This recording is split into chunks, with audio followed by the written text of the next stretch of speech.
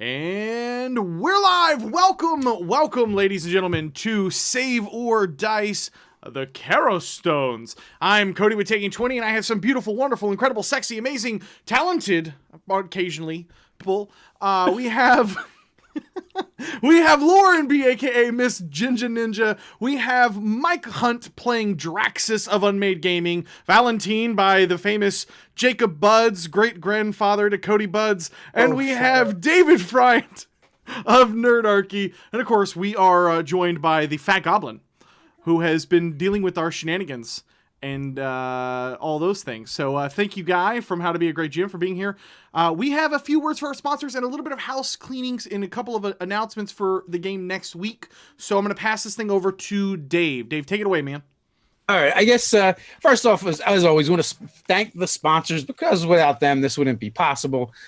They keep the lights on, you know. So as always, our virtual tabletop of choice is Fantasy Grounds. You'll see us using it, rolling dice, showing off the maps from Dungeon Painter Studio.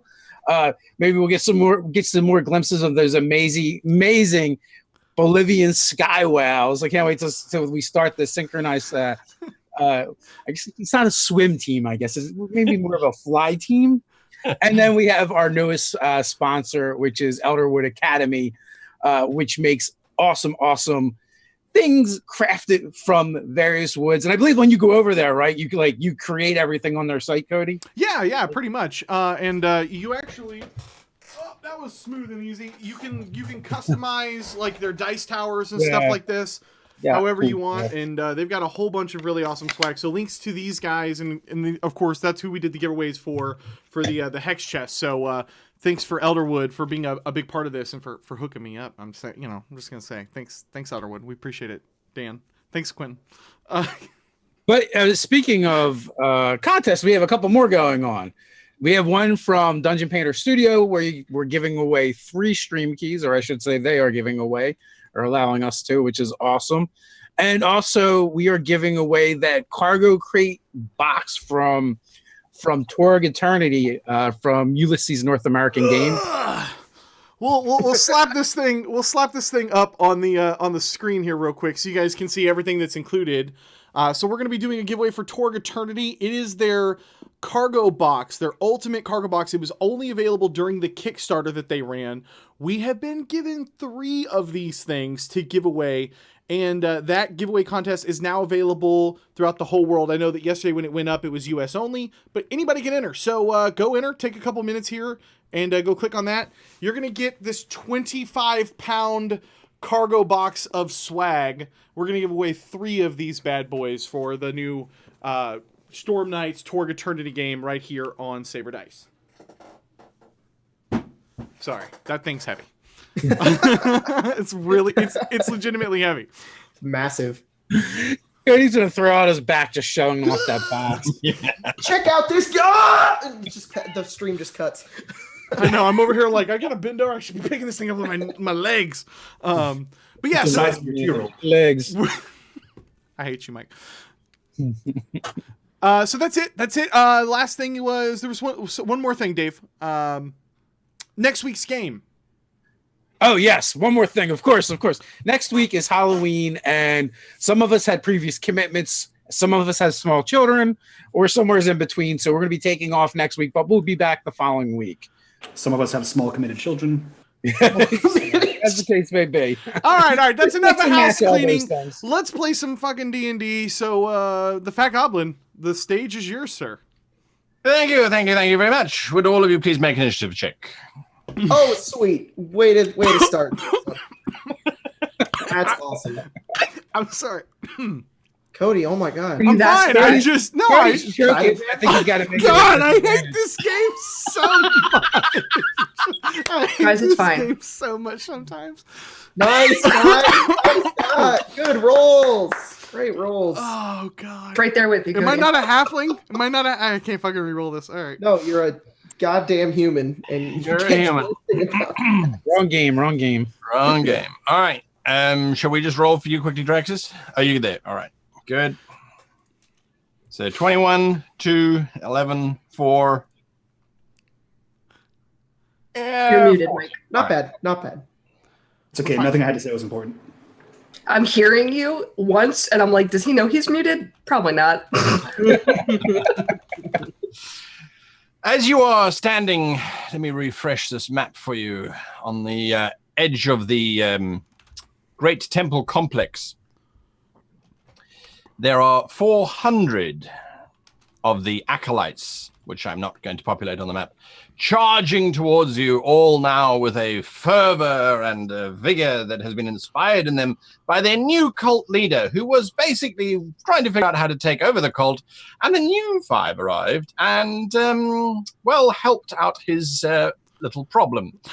So he's now spurring them on from the back. Kill them all! We'll sacrifice them to our gods! He's busy shouting from behind. 400 acolytes are now charging towards you. They are approximately 70 feet away from you and gaining. In front of you, of course, is that paddock where there is that very upset-looking donkey standing on the unconscious body of, it looks like a god of some kind.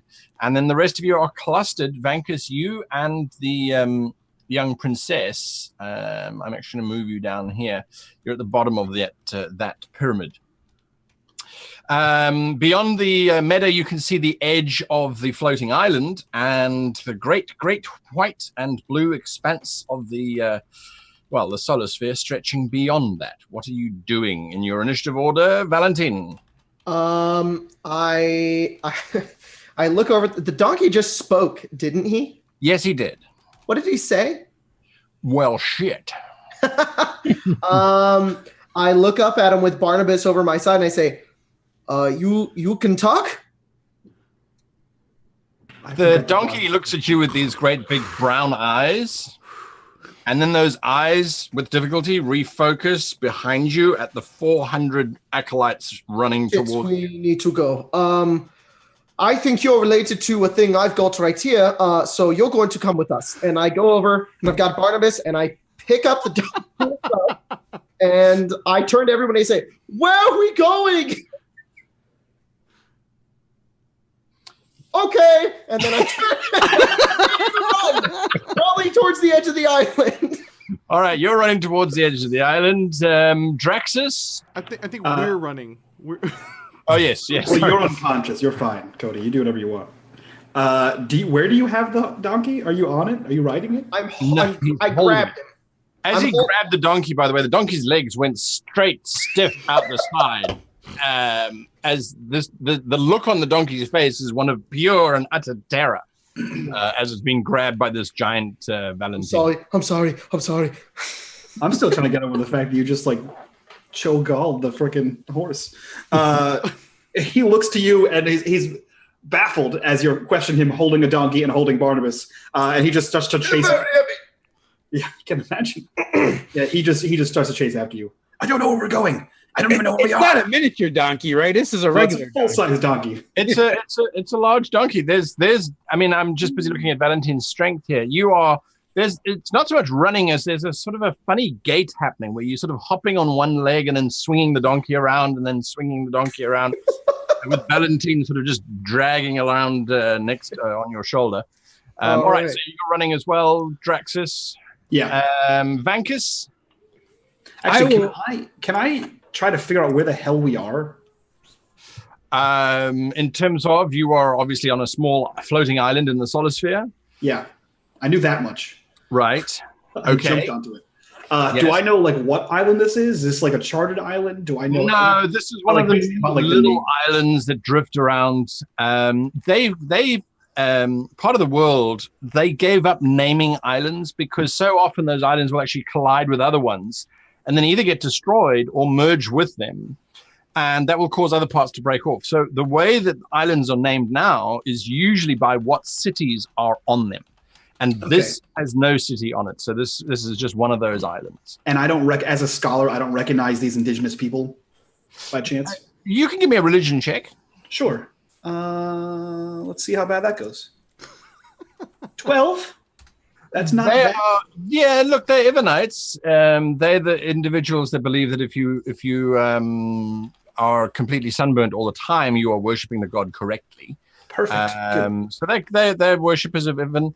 They probably are completely mad. Most of them usually are, having been sun-baked since birth, effectively. Perfect.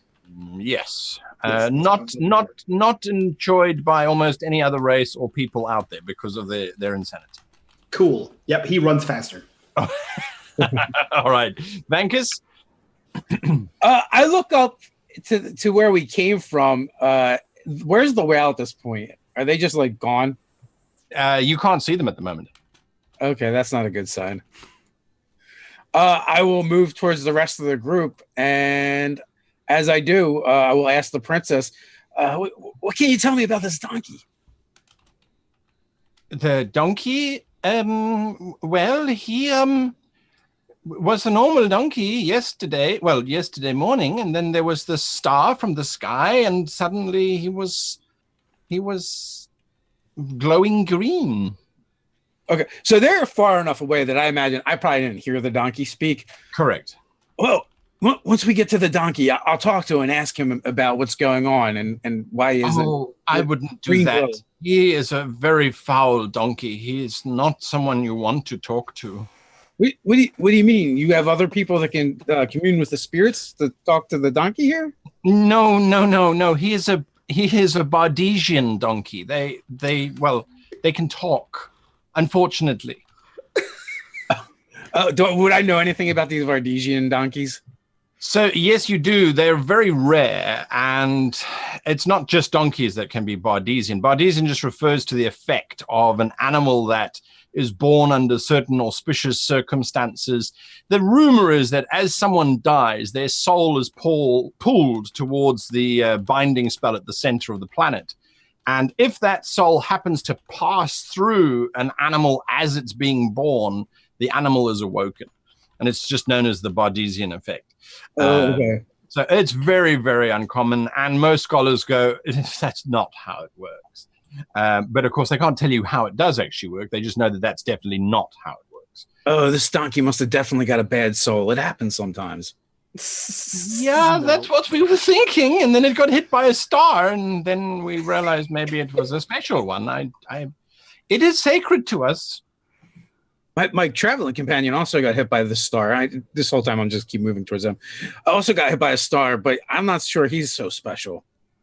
Is he also an ass? You know, that would be my other companion you're thinking of. What's wrong with Jinx? She's fine. All right, so you're rushing towards the Okay. Ahead. That takes us all the way down to, well, that actually takes us to the cultists. The cultists are now at the edge. Can I do this? The cultists are now here. Can you all see that black line that I'm busy scratching there? Let me zoom out. I do not see a black line. I used the pencil thingy. Oh, wait. There we go. Okay. Sure. Yes. Okay, yeah. Suddenly, randomly. There's a lot of black line now. That's where the cultists are. As a matter of fact, some of them are actually running on the rooftop of that one building. That's how desperate they are to get to you guys. Oh, great. It's like the scene from Indiana Jones. Yeah, absolutely. They're just pouring over and streaming towards you. So they're getting a little bit closer. When your DM has so many NPCs to fight, he's just like this line of death. That's what you get. Black tidal wave is this wave of black stripy squiggle. All right, so that's what's happening. Then we get to Jenks. Oh boy. So how far behind her are these? Is this blob? It is from you about 40 feet now. You can see the whites of their eyes, which are actually bloodshot red because they've been in the sun for so much, as well as obviously their very dark, burnt skin. She walks around barefoot, so I'm assuming she's just kind of like picking rocks out of her foot, minding her business until there's no one next to her, and she looks up and sees everyone. Is like, all right, just starts heading away quickly, briskly walking. Can I do an investigation? Sure. What are you trying to find out? Looking towards over the opposite direction. I can't mark it. In front of us, like to see if in the clearing, if there's anything I can see. I don't know how far up I can move. I don't know. Oh no, you can get up to these guys. Everyone is pretty much at that space.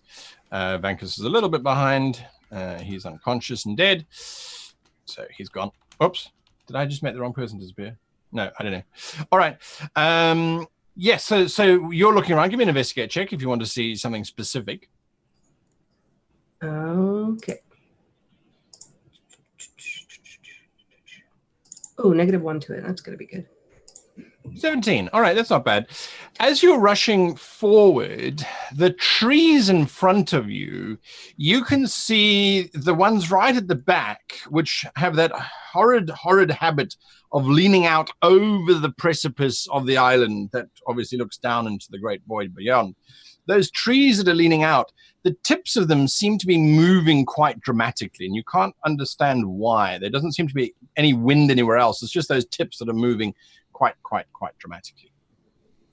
Barnabas, you're unconscious, but you're not dying. You were stabilized. I'm having a wonderful dream that I've rescued everyone, and a huge crowd is rushing towards me to congratulate me, and I'm being lifted up and carried in a chair as more people are rushing towards me to mob me with love. That's pretty much what he's dreaming of at the moment. It's like that beautiful dream, and then it cuts out to me just Hey, do you think we can convince them, since we accidentally stopped their ritual? I have an idea. We have another version for them.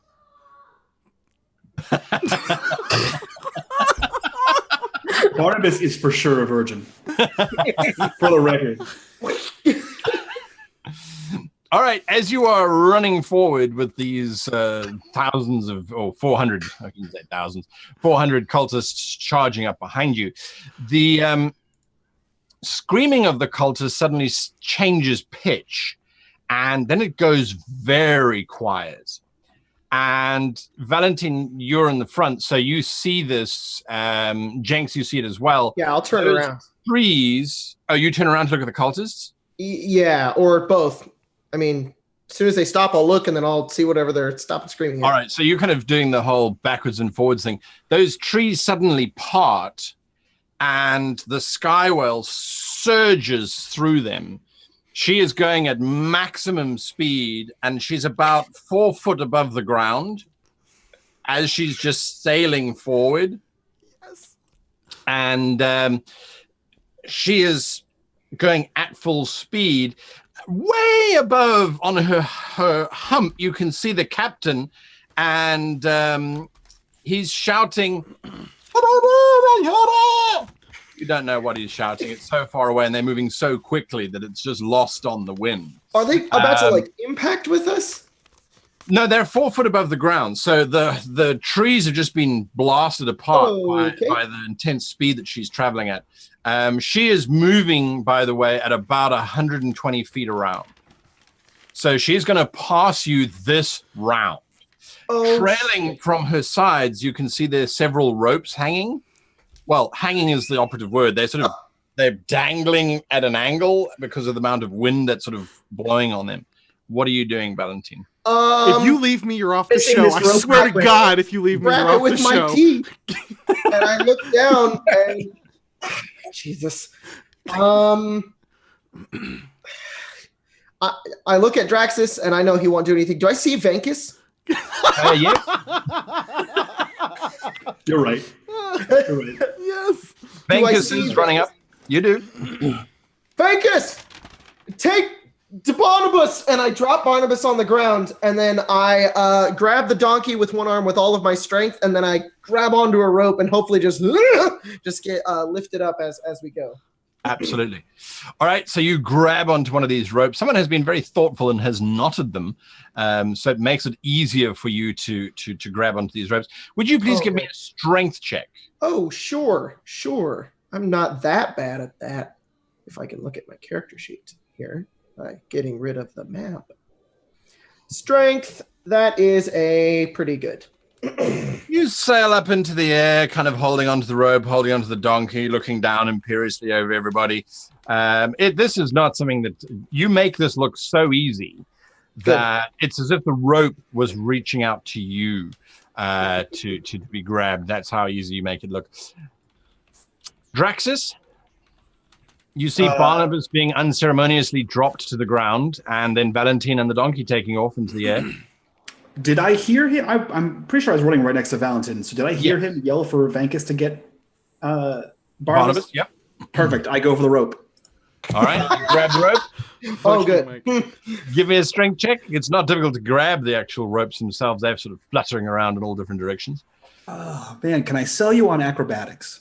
Can you tell me on acrobatics? Around the rope. I'm really good at swinging down on things with a rope. Yeah, you could tell me on athletics. Well, because all right. It's about physically holding yourself up. All right. Yeah. 3. You could have sold me on anything. It still wouldn't have purchased, right? So. Damn. Oh, shit. All right. Get wrecked. You grab the first rope, but a little part of your reptilian brain, and in your case, this is really a large part of your brain, realized that there was going to be such a pull on you that it's like trying to jump onto a speeding vehicle. It's just dangerous. There is, however, a second rope because of the length of the whale. There is a second rope that you can try and grab next round. Otherwise, the whale will have passed. Perfect. So that is you. Then we go from there. We go to who do we go to next in our initiative order? It's got mixed up. Vankus. Okay. So I see Barnabas on the ground, and I will push the princess towards one of the ropes, and I guess I will try and scoop up Barnabas. That's right, you will. The princess grabs onto the rope beautifully. I'm so happy. She's like a model. Yeah. Hair streaming in the wind. He just lazily reaches a hand out and takes it. Yeah. What was the DC? That is a 10 athletics check. All right, and you grab Barnabas. I do. All right, so you're holding on to that rope. You realize that the grip that you've got is not fantastic. And on Barnabas or on the rope. But you are managing to hold. You don't think you're going to be able to climb, but you are managing to hold yourself on that rope. I am a little scrawny, wiry guy. Yes. Oh, no. Thankfully, Barnabas wasn't wearing any equipment when he led the assault on the 400. Good. That's right. I can just Vegas is holding on and Barnabas is still. And I'm also out of wild shape. So otherwise, this would be much easier. It's like Venkis's long hair is covering up any naked parts on Barnabas. This is so much worse. This is so much worse. We're about to get drug through the 400 cultists. Just pinated. This is not I have good. a donkey as a shield. Their sacred donkey. Yeah, that's You had true. your actual shield. And your extra shield, yes. Oh, all right, so that was Vankus. All right, next up is Jenks. All right. Jegs has been preparing for this her whole life. She gets plus 10 movement speed. She is used to running barefoot, so she's going to try to run like that thing where if you're going to jump onto another car, you drive like the same speed, and then she's going to try to run as fast as she can and get on at a good angle. CODY do athletics. Yeah, I'm happy for you to do that. That was a great description. Perfect. You matching speed is impossible because this whale is going so fast, but you certainly do the run and the leap and the grab. Your feet lock around the lower knot and you just sail forward, moving with this sky whale at incredible speed. The 400, it is literally a biblical moment where the 400 part as the sky whale just sails through them. Let my donkey go. She's trying to rise up. Unfortunately, she doesn't. Would someone please roll for me 10d20 damage? 10d20? 10d20 damage. We can. There we go. Okay. So much. She slams into the bottom part, or the top part, I should say, of the one structure that some of the cultists were on, causing cultists to sail off in all different directions in absolute panic, fear, and terror.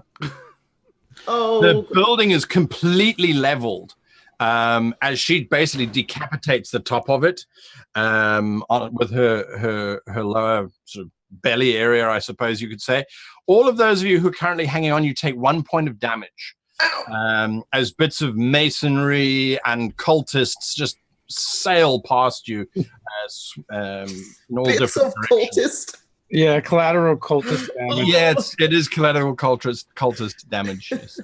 All right, I was glad I didn't grab on. Draxus, you've got one last chance. It's the tail rope that you're going to have to grab.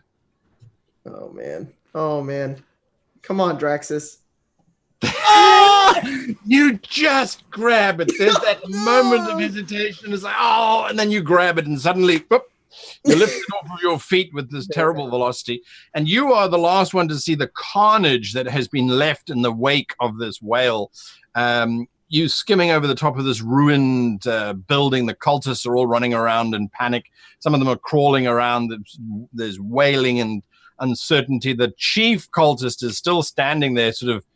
He's lost a little bit of his power because how do you compete with a Skywell that does that and rescues everybody at the same time? So currently in his brain, he's working out how to spin this, that it was a test and it was the lack of faith and sacrifices that his people were doing, that's why the sacred donkey was stolen, and they should sacrifice more people.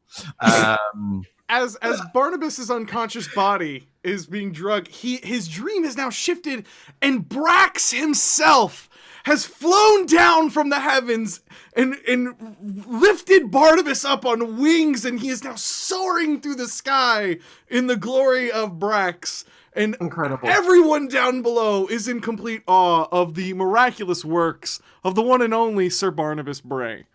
Would someone wake him up, please? Jenks is going to throw a bucket of water on his face. Like, wake up! Your god left you to die, but we got you. He's almost worse asleep than he is awake. So it takes a few hauls and struggles, and there's some grunting and groaning, but eventually Surak, the captain, has managed to pull you all back up onto the ship. You don't have to climb anywhere, Vankus. Thankfully, he pulls on the rope, and eventually all of you are back onto the deck of the Skywell there. Oh man, Barnabas is really heavy.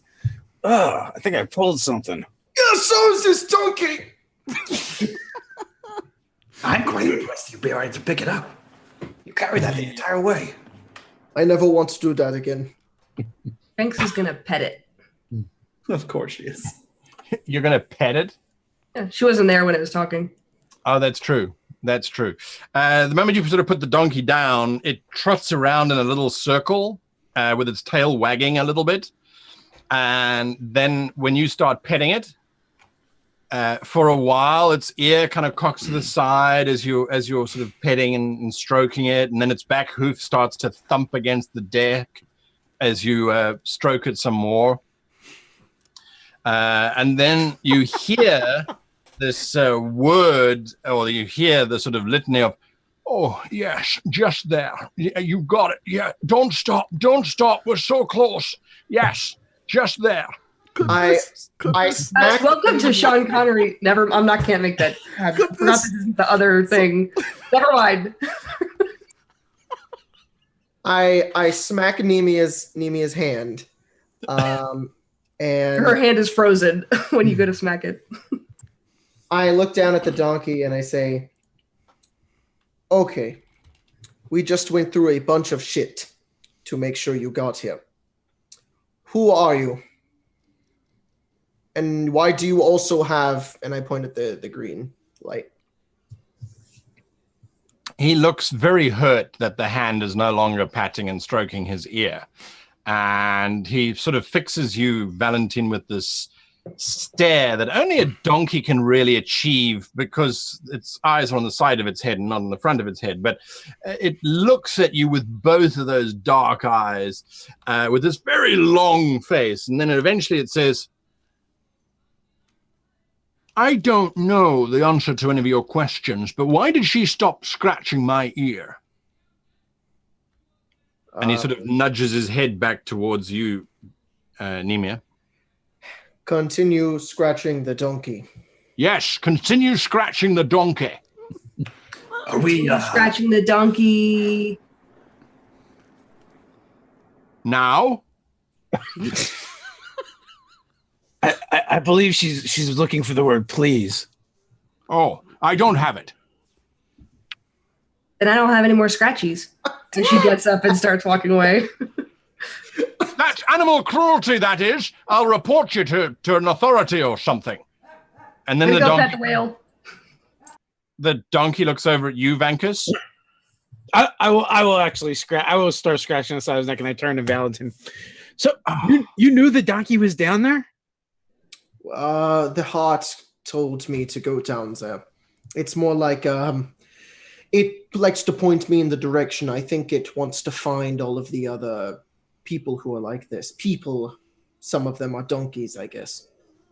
What is the princess's name? Oh, I feel like I should know this. Yeah, she's been sort of sitting quietly, waiting on a barrel, just sort of watching all of this happen.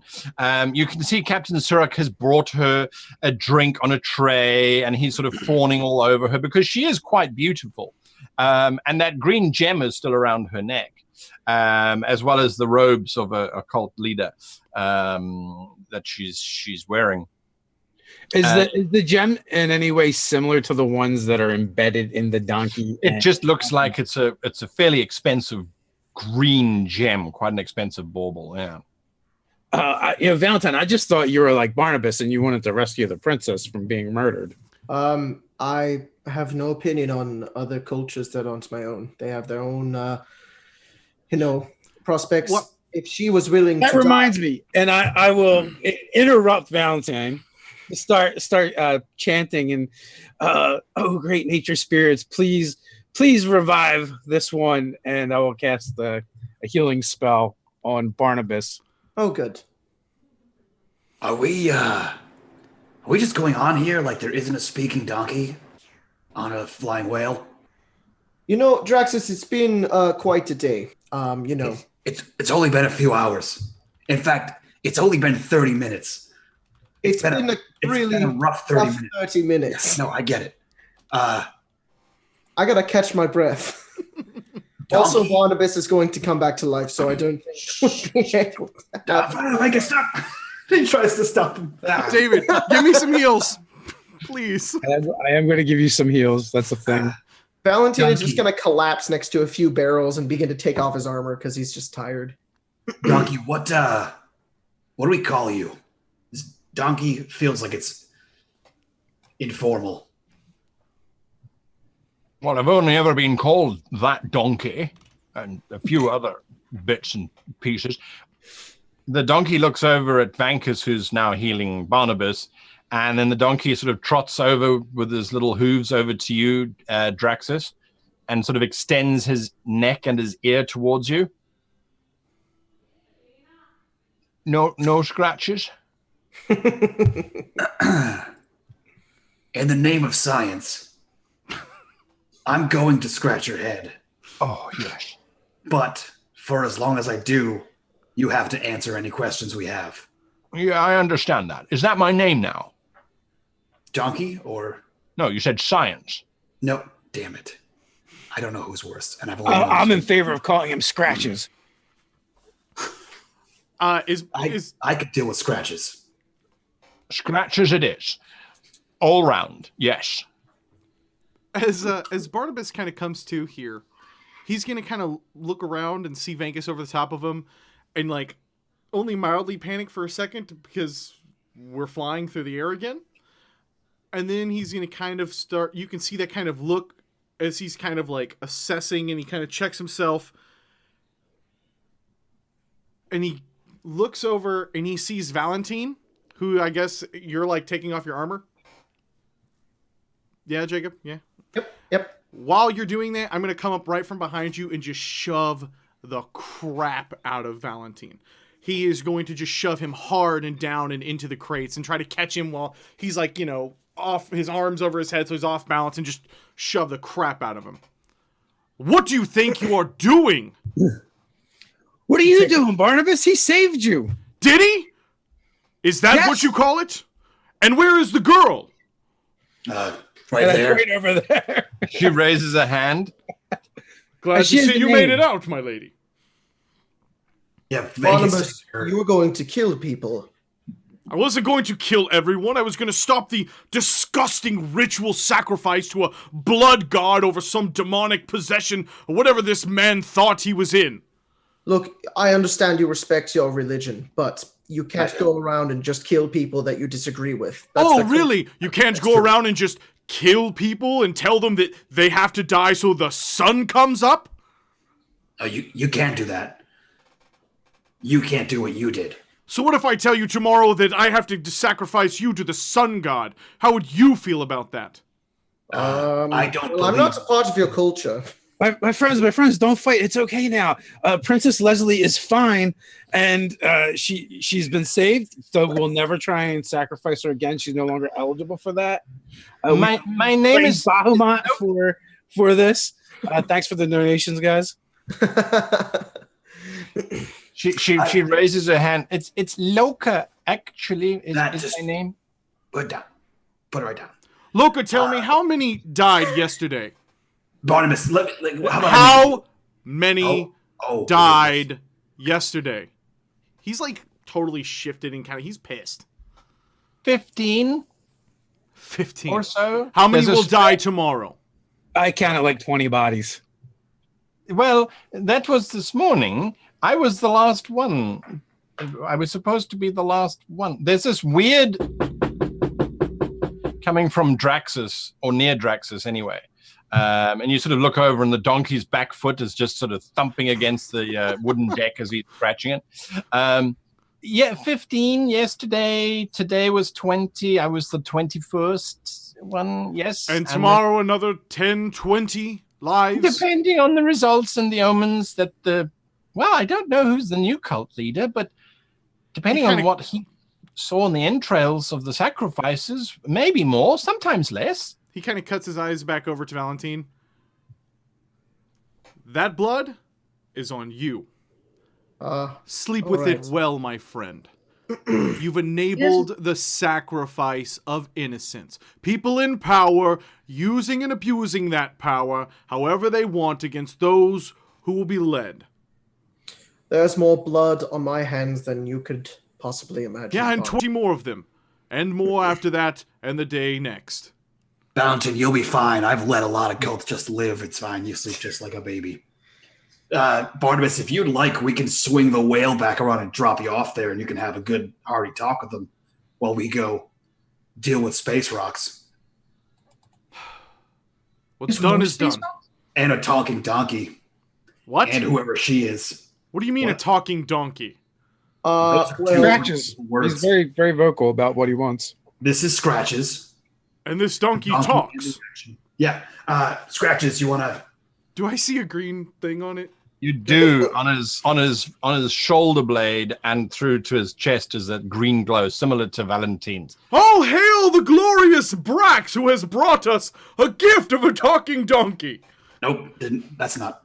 As soon as Barnabas does that, I'm just going to stand back up and grab the pieces of armor I took off and then continue to take off my armor. I don't... Clearly must have been a mistake. And he's going to kind of storm off. Your friend is in a very bad mood. He's an idiot. Yeah. Anyway, so you were hit by a green stone, yes? Yes, it was very inconvenient. I couldn't eat it.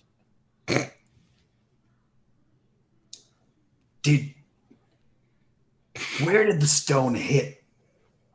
The ground, and then you tried to eat it, or it just hit you?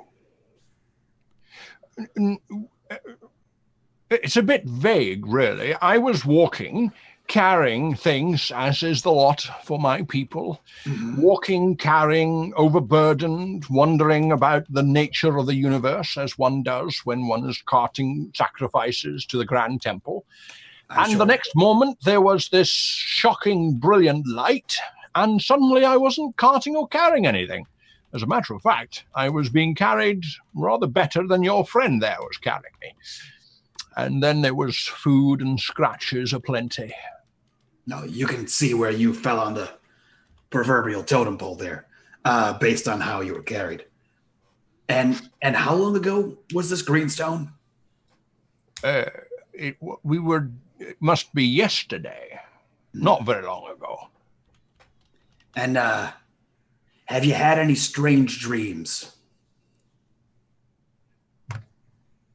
Define strange, because there was this one with a young filly, and she and I were running Not in a... that one. It wasn't that one. Promise you, it wasn't that one. Then there's a weird compulsion to head to a certain direction. Yes. Is that direction towards him? And he points towards Valentin. No, I don't think so. It feels more... He sort of he does a couple circles with his little hooves sort of making the little clopping sounds.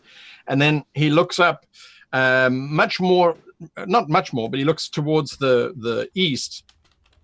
I think it's over that way. Do I feel the same thing?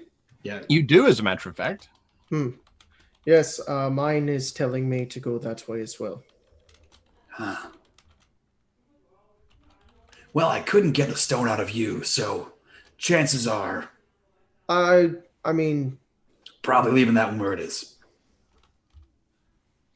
And it talks. I mean, we're going to have to keep it somewhere. We can't just take a donkey along with us wherever we go. We could. Why not? Because that's a pain in the ass. But Like I haven't heard that one before. in the 10 minutes it's been speaking to me, I already hate it less than Barnabas, so I think it's a valuable member of the team. I'll protect it. Perfect. It's cargo. The donkey sort of takes up a position between Draxus and Jenks and sort of stands looking a little bit prouder that he's being protected from clearly, Valentin, who unceremoniously carried him before and is now calling him cargo. The captain comes waddling along as he usually does with a great big grin on his face. Ah, my friends, it is so good to see you all still alive. How this does warm my heart to know that now you owe me.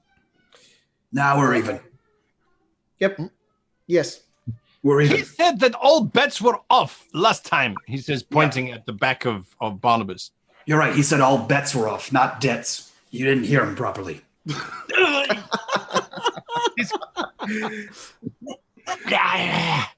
I walk over to him. It's the dialect. Those two confuse me as well. That's bats. It all sounds the same. I walk over to him. I grab his hand and I say, "Danke schön, Fräulein," and I walk to somewhere where I can sleep. You just woke up. He watches you walk away and he turns. He just called me a woman? Yeah. You heard that, did you? Yeah. If he is paying, now that we are even then what is the payment for transportation and where are my new passengers going? Well, we're not really new passengers. We're the same passengers we were before. I mean, we've That's added scratches our burrow And Leslie. and Leslie. Lord. That dragon and the other guys are probably going to come with backup for this sky whale. So we'll protect you when they come back. Why would they come back? Because the thing they wanted and the thing they attacked us for, now we have two of them. Don't worry about it. And they're probably worth a lot. They're probably worth a lot, you say? Yes. More alive than dead, though. Yes. How much are we talking about here? It may lead to treasure. We don't know. Have you ever heard a legend? I have heard many legends. Perfect. What would it mean to you if your name was sung in the tales of bards and the legends written on stone and papyrus? Your family name echoed through eternity. For treasure. His eyes kind of gloss over, and you can see you've hit a direct nerve, especially with that roll of 1 on his behalf. And he looks up and he goes, "You mean to say I would be like Javran, Surak, and the 1,000 Virgins?" Yes, minus Or the 1,000 virgins. Captain Surak's amazing journey to the center of the world. I'll tell you what, you keep working on your own title, and I will be sure that the bard that writes the tale will use it. For as long as you're in service to us. It'll be more like 3 virgins. I'll take 3. 3 is better than none. All right, I will go work on the chapter title, and you will make sure this happens. We have a deal, yes? Yep. We're also headed east, so He spits on his hand and he sticks his hand out towards you. Draxus smiles a very toothy grin and spits a little bit of acid. And then I did not know it was going to be so. that means it took. It does? Mhm. I don't think this is a very good idea. If you've done it before and it didn't feel like that, then it wasn't a real deal. That I have not heard before. Exactly. He goes wandering towards the front of the ship, and you can hear him shouting out, "Surak and the great demon slaying journey." No, that's silly. Why would anyone slay? Don't forget the whale. Yes. Very good. As he goes off. So what are the 4 of you doing, Barnabas? You've walked away from everybody. Oh yeah, he has found Bobo and Braylon and Bingo and Bongo, and he is kissing them and loving on them a little bit and just being like, "I'm so glad to have you back, Bobo." He's gonna totally equip himself. He may not make that mistake again, so he's gonna sleep in his armor, even if it tires him out a little bit more than it probably should. which ones are Bingo and Bongo? Those Just are his so boots, sir. Okay. I just wanted to make sure. It's boots. His boots are Bingo and Bongo. Of course. What about breakfast? I think we jumped off the well earlier before breakfast. We should probably see what there is to eat. So the one who's currently known as Leslie, she comes forward and she says, "Oh, do not worry. I will sort out breakfast for you. I know my place," she says, and she starts rushing around looking for various bits and pieces. Surprisingly enough, she doesn't face nearly as much resistance from the captain as you guys have faced before. She starts asking for cooking pans and that sort of thing, and she sort of disappears off to go and make breakfast. Yeah, Vankus has just a confused look on his face, and he turns to Draxus. What does she mean by her place? You picked a winner. She's gonna cook and I'd probably clean stuff, I guess. If I had to. Is that what sacrificial princesses do? It's what wives do. I don't think she's a princess, but if you keep treating her that way, keep making you breakfast, I think. Interesting. Things were much different where I came from. Yeah. Also, if you keep doing whatever you did inside the temple. I don't know what happened. I just wanted to say, "Do you want to get out of here?" And she was like, "Yes." The next thing you know, we're in a dark room. Well, keep it up. I'm sure there's a dark room here somewhere. I saw a hatch over there. Anyway. Vankus turns beet red, and then he goes off to help her make breakfast. All right. I pop my head in and say, "Oh, did you two bang?" Bang! Nothing got banged. The ceilings were a little low, but she told me, so I ducked. Okay. I'm short, so Mm-hmm. it's like completely. Go away. Jenks, what are you doing whilst this is going Jenks on? was immediately uncomfortable and was like, "I'm going to go taste all the food that she makes and make sure it's good." And she just follows her to the kitchen. All right, so you're in the kitchen with Leslie now. She's proving to be quite adept in that space, and so she carries on. As you arrive, she says, "So you are journeying with these men? You are serving one of them?" No. I make friends. And mostly Sometimes we punches hug people in the face. and punch donkeys. I mean, pet donkeys punch people, and sometimes I kick. Fight crime. And maybe there's treasure at the end. I really just came in here to steal some bread. Is there bread in here? And she starts looking through all the cupboards, pulling pans out, just kind of... And there's not very good bread. I was going to make more, but I'll make it for you if you like. You like treasure? Yes. Then you must know about the treasure of Memna Haret. You see her walk over, and she sits on like a barrel or like the nearest surface, and pulls out of her pack, just starts writing things down. You were saying? She starts to regale you about the fabulous treasure that is supposedly lost beneath the city of Memna Haret. And it's fabled to have been the original treasury of a dragon who was destroyed when the world was ripped apart. And people have been looking for it for ages to try and find an entrance into the sacred or secret place anyway. But as far as she knows, when she was installed at Memna Haret as one of the grand ladies of the harem, or she was in preparation to become a lady of the harem, she wasn't yet there.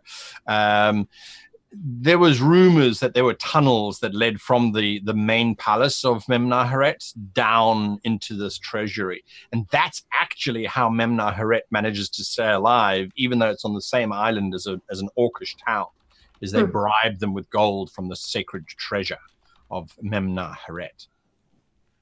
Interesting.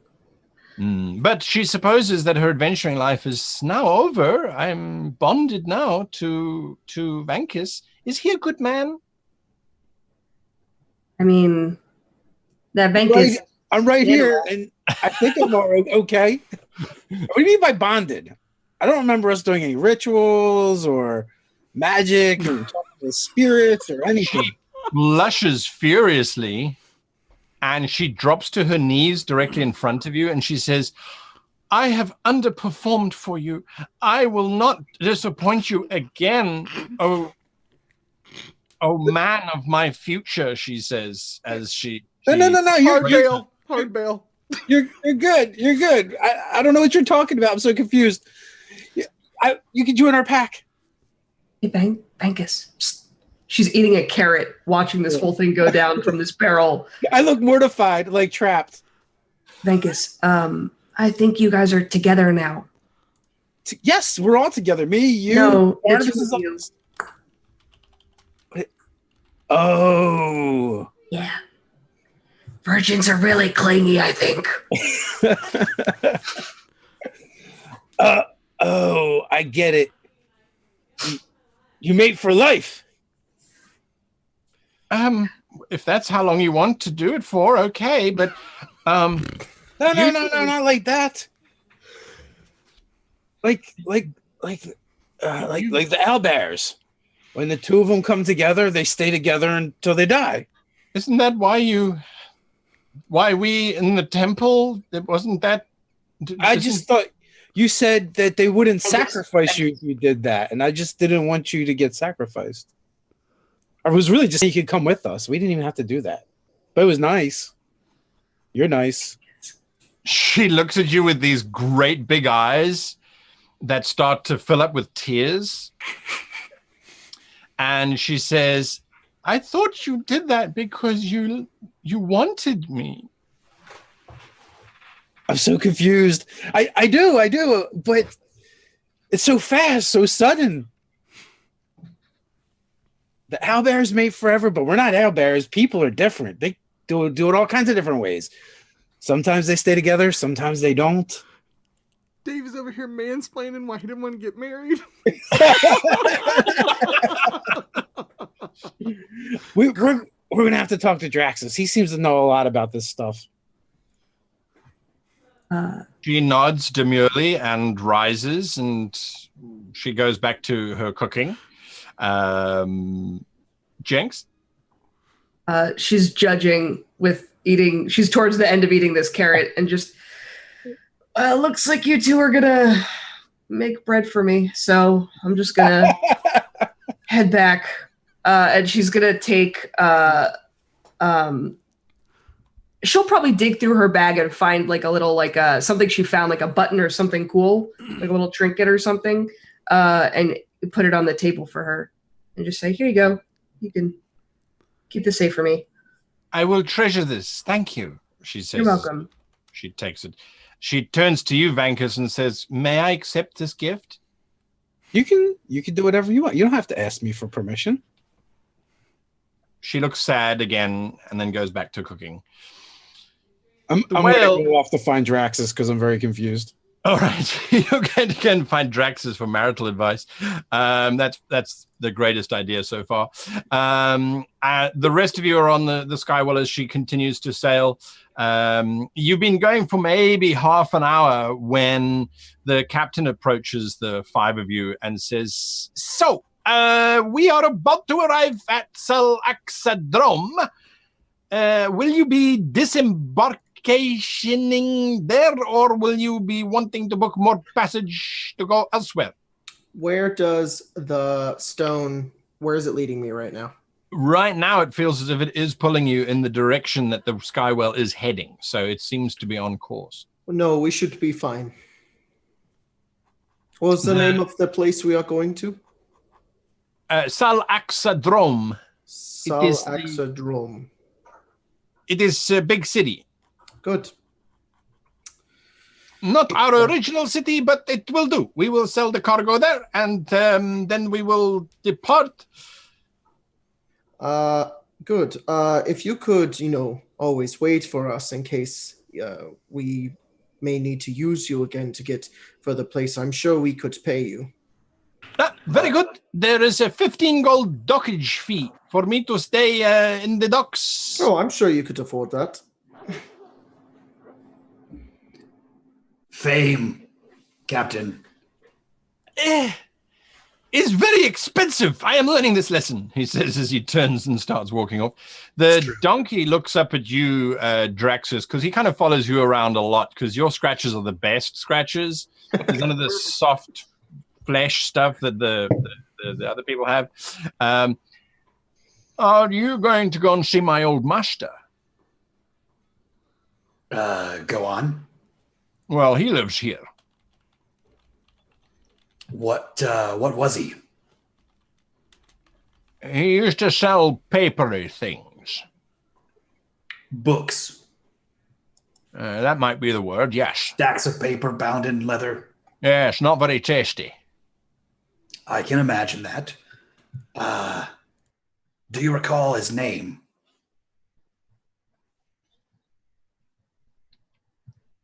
I'm not sure. L something or other. Got it. Do you remember where? Yes, I could lead you there blindfolded. For years, I walked from his boring place to some other boring place that smelled very nice, but I didn't really get much opportunity. Lots of scratches, though, so it was a good spot. Yes. Draxus, what is this donkey telling you? It's speaking common. Yeah, I wasn't listening. Oh, okay. His master lives here. He sells books, and he was wondering if we're going to see him. We should talk to him. I don't see how that can help us, but I also don't see how it can hurt until you figure out where the hell your chest is leading you. Plus, having the two of you as compasses can't hurt. And I also don't think Captain What's-His-Face is actually going to defend this donkey at all. So he's probably safe with us. That's true. Well, in any case, we need to make some money. We do. I was wondering, do you have any? I've got 46 gold. I have 10. Cool. We'll need to definitely find some way to secure some finances. Well, Al had lots of that stuff. Oh, good. Then we can just steal it from him. Or ask nicely. That was a joke. I tried so hard. You're gonna ask nicely, Draxus? You're gonna be like, "Oh, hello. I would like some money." Oh. No, we could steal it. That was good. I also, we should probably, you know what? I have a mission for Barnabas. find donkey armor. I don't think he'll be very pleased to have that as his mission, but you never know. Well, we could give him his armor. He's a jackass. Tell him they're killing people over it or something, and then he'll be very motivated to do it. Oh, Valentine, I like you as the days go on. Yes, I think we'll see this master, and then we'll try to figure out where the hell that stone's leading you to. That's the best plan we've got. Good. The day is spent sailing towards Sal Axadrome, and the weather starts to take a rather nasty turn as these very dark and ominous storm clouds start to bruise the sky and eventually blot out the sun, which is unrelenting usually. And you can see the cause of it. One of the massive water geysers, or geysers, however you want to pronounce it, that has erupted from the core and is currently surging from the core of the planet all the way out here to the solar sphere, is pouring out just thousands and thousands and thousands of tons of water into the sky, which is causing these massive clouds to form. This isn't necessarily uncommon. It just looks as if it's going to be a particularly violent storm. The winds have already started to pick up around it as the atmosphere has changed, but below you is the spectacular city of Salaxadrome. This large sandstone wall encircles the city, which is a mile across, populated by thousands of elves and all of the other folk who happen to call this place home. You can see these huge towers stretching up out of the city itself with just these long wooden docks sticking out in all different directions. And skywills have been pulled alongside next to each of these as they're being offloaded, and you can see these pulley operated elevators going up and down these large towers taking goods to and from the skywills themselves. There are a couple of hot air balloons as well that have been tethered to these things, but other than that, it's just this sprawling, very orangey yellow sand colored city that's obviously been baked hard by the sun. And you can see from here all the little people scurrying about the streets with brilliant colors, fabrics of greens and reds and blues. It's just an absolute bazaar happening sort of below you. The smell that reaches up, however, is absolutely one of very old sweat. It's a gym locker at its worst. It really is a city that has been baked in the sun, as is everybody else. And sanitary conditions are not fantastic. So everyone is actually looking forward to this rain to sort of cleanse and wash away the result. Is the island entirely a city, or is it like city on one side of the island? Yes. Okay. Correct. So stretching beyond that, you can see this very large mountain range reaching up into the sky, and beyond that, bits of jungle and that sort of thing. But Salaxadrome is really the major city on this island. The whale is pulled into dock, and the captain is going about his orders. The captain has now started to narrate his life, Drax is going, and then the great captain ordered the Belovian sky whale to dock with a majesty that was known only by the most skillful of captains, and yes, and the rest we'll fill in later. All right. And he sort of goes off and does that sort of thing. He comes back to, I have booked 3 days. Is this enough before you wish to continue on our greatest quest for glory ever? 3? 3 days, yes. Should be fine. I think that should be more than enough. If all goes as planned. All right. What are you guys doing? Captain, do you have the equipment befitting a beast of burden? You mean like tech and harness? Yes. Oh, yes. Absolutely. We've got to offload all this cargo. Scratches, you'll understand if we have to disguise you and your importance as we traverse through the city. We wouldn't want to give away. It's the same reason Valentin wears armor. We wouldn't want anyone to know just how special of a donkey you are. Oh, subterfuge. Yes. I like that idea. Indeed, it Perhaps would be. you could just. Indeed, it would be a travesty if Brax's gift fell into the wrong hands here. Oh, you've made it back topside. Why, yes, I I'm could sorry, smell the city from down below. I meant to say good morning, Barnabas. It's so great to have you back with us. It is great to be back. I'm feeling rejuvenated. That's a word, I'm sure. Rejuvenated? You'll I'm get feeling fantastic. It sounds like you were homeschooled. All right. So with that, you get the donkey trussed up inside his carrying harness, his tack, and he looks down and he looks critically at himself. I was hoping you could make me look more like, say, a lion or something. You think this is enough? See, the trick is with lions, their feet don't click when they walk on cobblestone. He sort of lifts and looks at his hoof critically. Yes, good point. Good point. That is a good point. Also, we're looking to disguise, not to fear. Right. Also, I will say that I will. My goal for you, Scratches, is if you see the standing figure of a man here, And he motions towards Barnabas as sarcastic as possible. to completely deck you out in armor befitting a true hero. Would that not also call more attention to the donkey? Your story seems to be a little confusing to me. Sometimes you call for subtlety, sometimes you call for all-out war. You gotta have multiple outfits. Yes, I myself have multiple outfits. I don't believe you. Jinx just raises her hand. Yes, you don't have to do that. Okay. I only have this one outfit, and she's wearing the partially bloody from all of the sacrifices the whale made.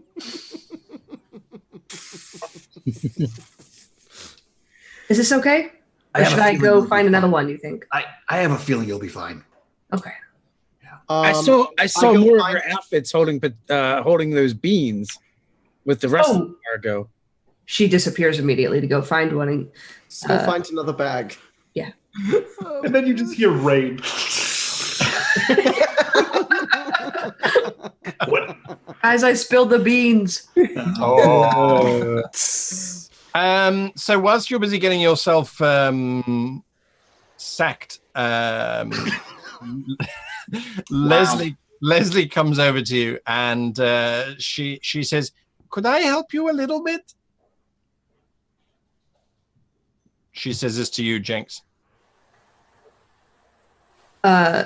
Jenks would be naked holding a potato sack and just look very surprised. You are going to wear that, yes? Yeah. Could I help you just a smidgen? Oh, I do this all the time. It's fine. And she puts it on, and you just see her fists punch through the arms. And then she pulls it up a little bit and just punches through the top and wiggles her arm around and pulls it over. No, I'm good. Thank you, though. Do you have bread, though? Because this journey might call for some bread. But with just... Yes. We are taught that you should show yourself in the best light. This sack does not show you in any light other than... I smell like food. It's great. Is that what you're saying? I don't understand. We could make you look better. Oh, like a fancy dresses and ladies and... You're wearing a sack from beans. It would not be fancy, but it would be better. Barnabas kind of comes up and puts his hand on Leslie's shoulder. This one has no need for your cultural... She swipes a hand towards your face as you put your hand on her shoulder. She misses, and she backs up and she says, "No one is to touch me except for my betrothed." Oh, deepest apologies, my lady. For that I am sorry. No touchy. But as this one has mentioned to us, along with the several other of my companions, we are to let one's culture be, of course. So, let us keep in the sack of beans. What I think he is saying is, thank you for your very kind offer, but but this is comfortable, and I don't have to pay for it. And also, and I could fix this and put beans in it. Multifunctional. I come walking up. It looks itchy. No. When you grow up with nothing, you get used to it. It's very absorbent, too, for blood when you're in fights.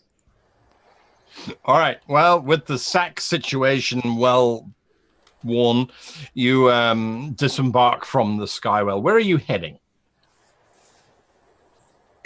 First of all, the city. What is the reputation of the city? Is it dangerous? Is it welcoming? So the Sun Elves, the elves of the Sun Elves, elves in general that live up here.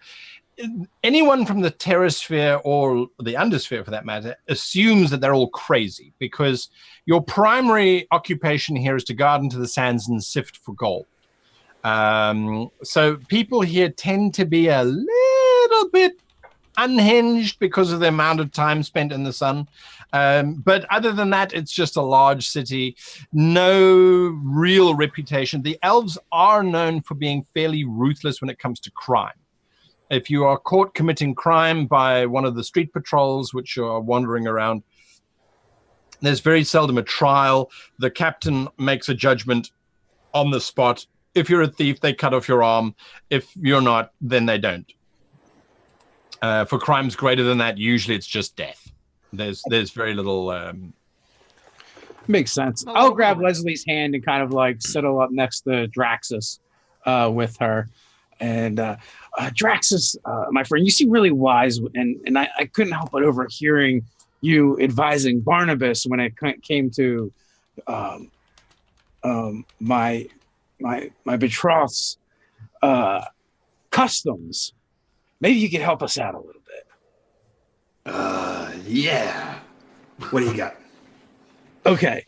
So apparently she was going to be sacrificed for being a virgin. I wanted to help her out with that. She had a solution, and it seemed like a really great idea at the time. But apparently it means something different in their culture than it does where I came from. So, okay. And she also keeps trying to do everything I tell her. That is correct, she says as she listens. She's just there. I need you to help me with this. let me try this. That was so great. What does it mean in your culture? Are you asking her or me? You. Oh, well, you see, I'm a little embarrassed, but I kind of got lost when I was young, and I kind of grew up with a couple owlbears until Old Wolf found me, and he was really old, and he took me away from the owlbears. He was able to talk to them.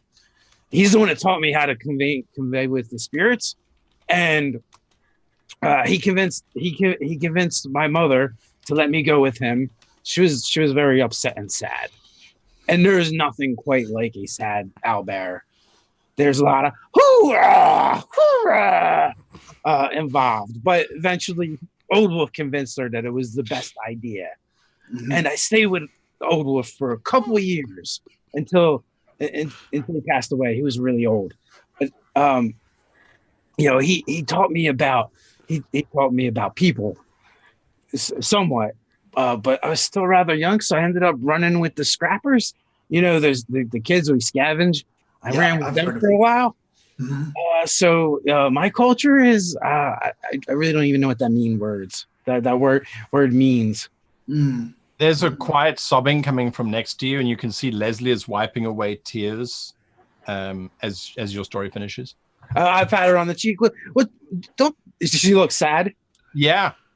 What's wrong? Why are you sad? You've moved her. You have such a difficult childhood with the owlbears and the old one, and now you are here saving me. It's person's Valentin. I think he might kill someone.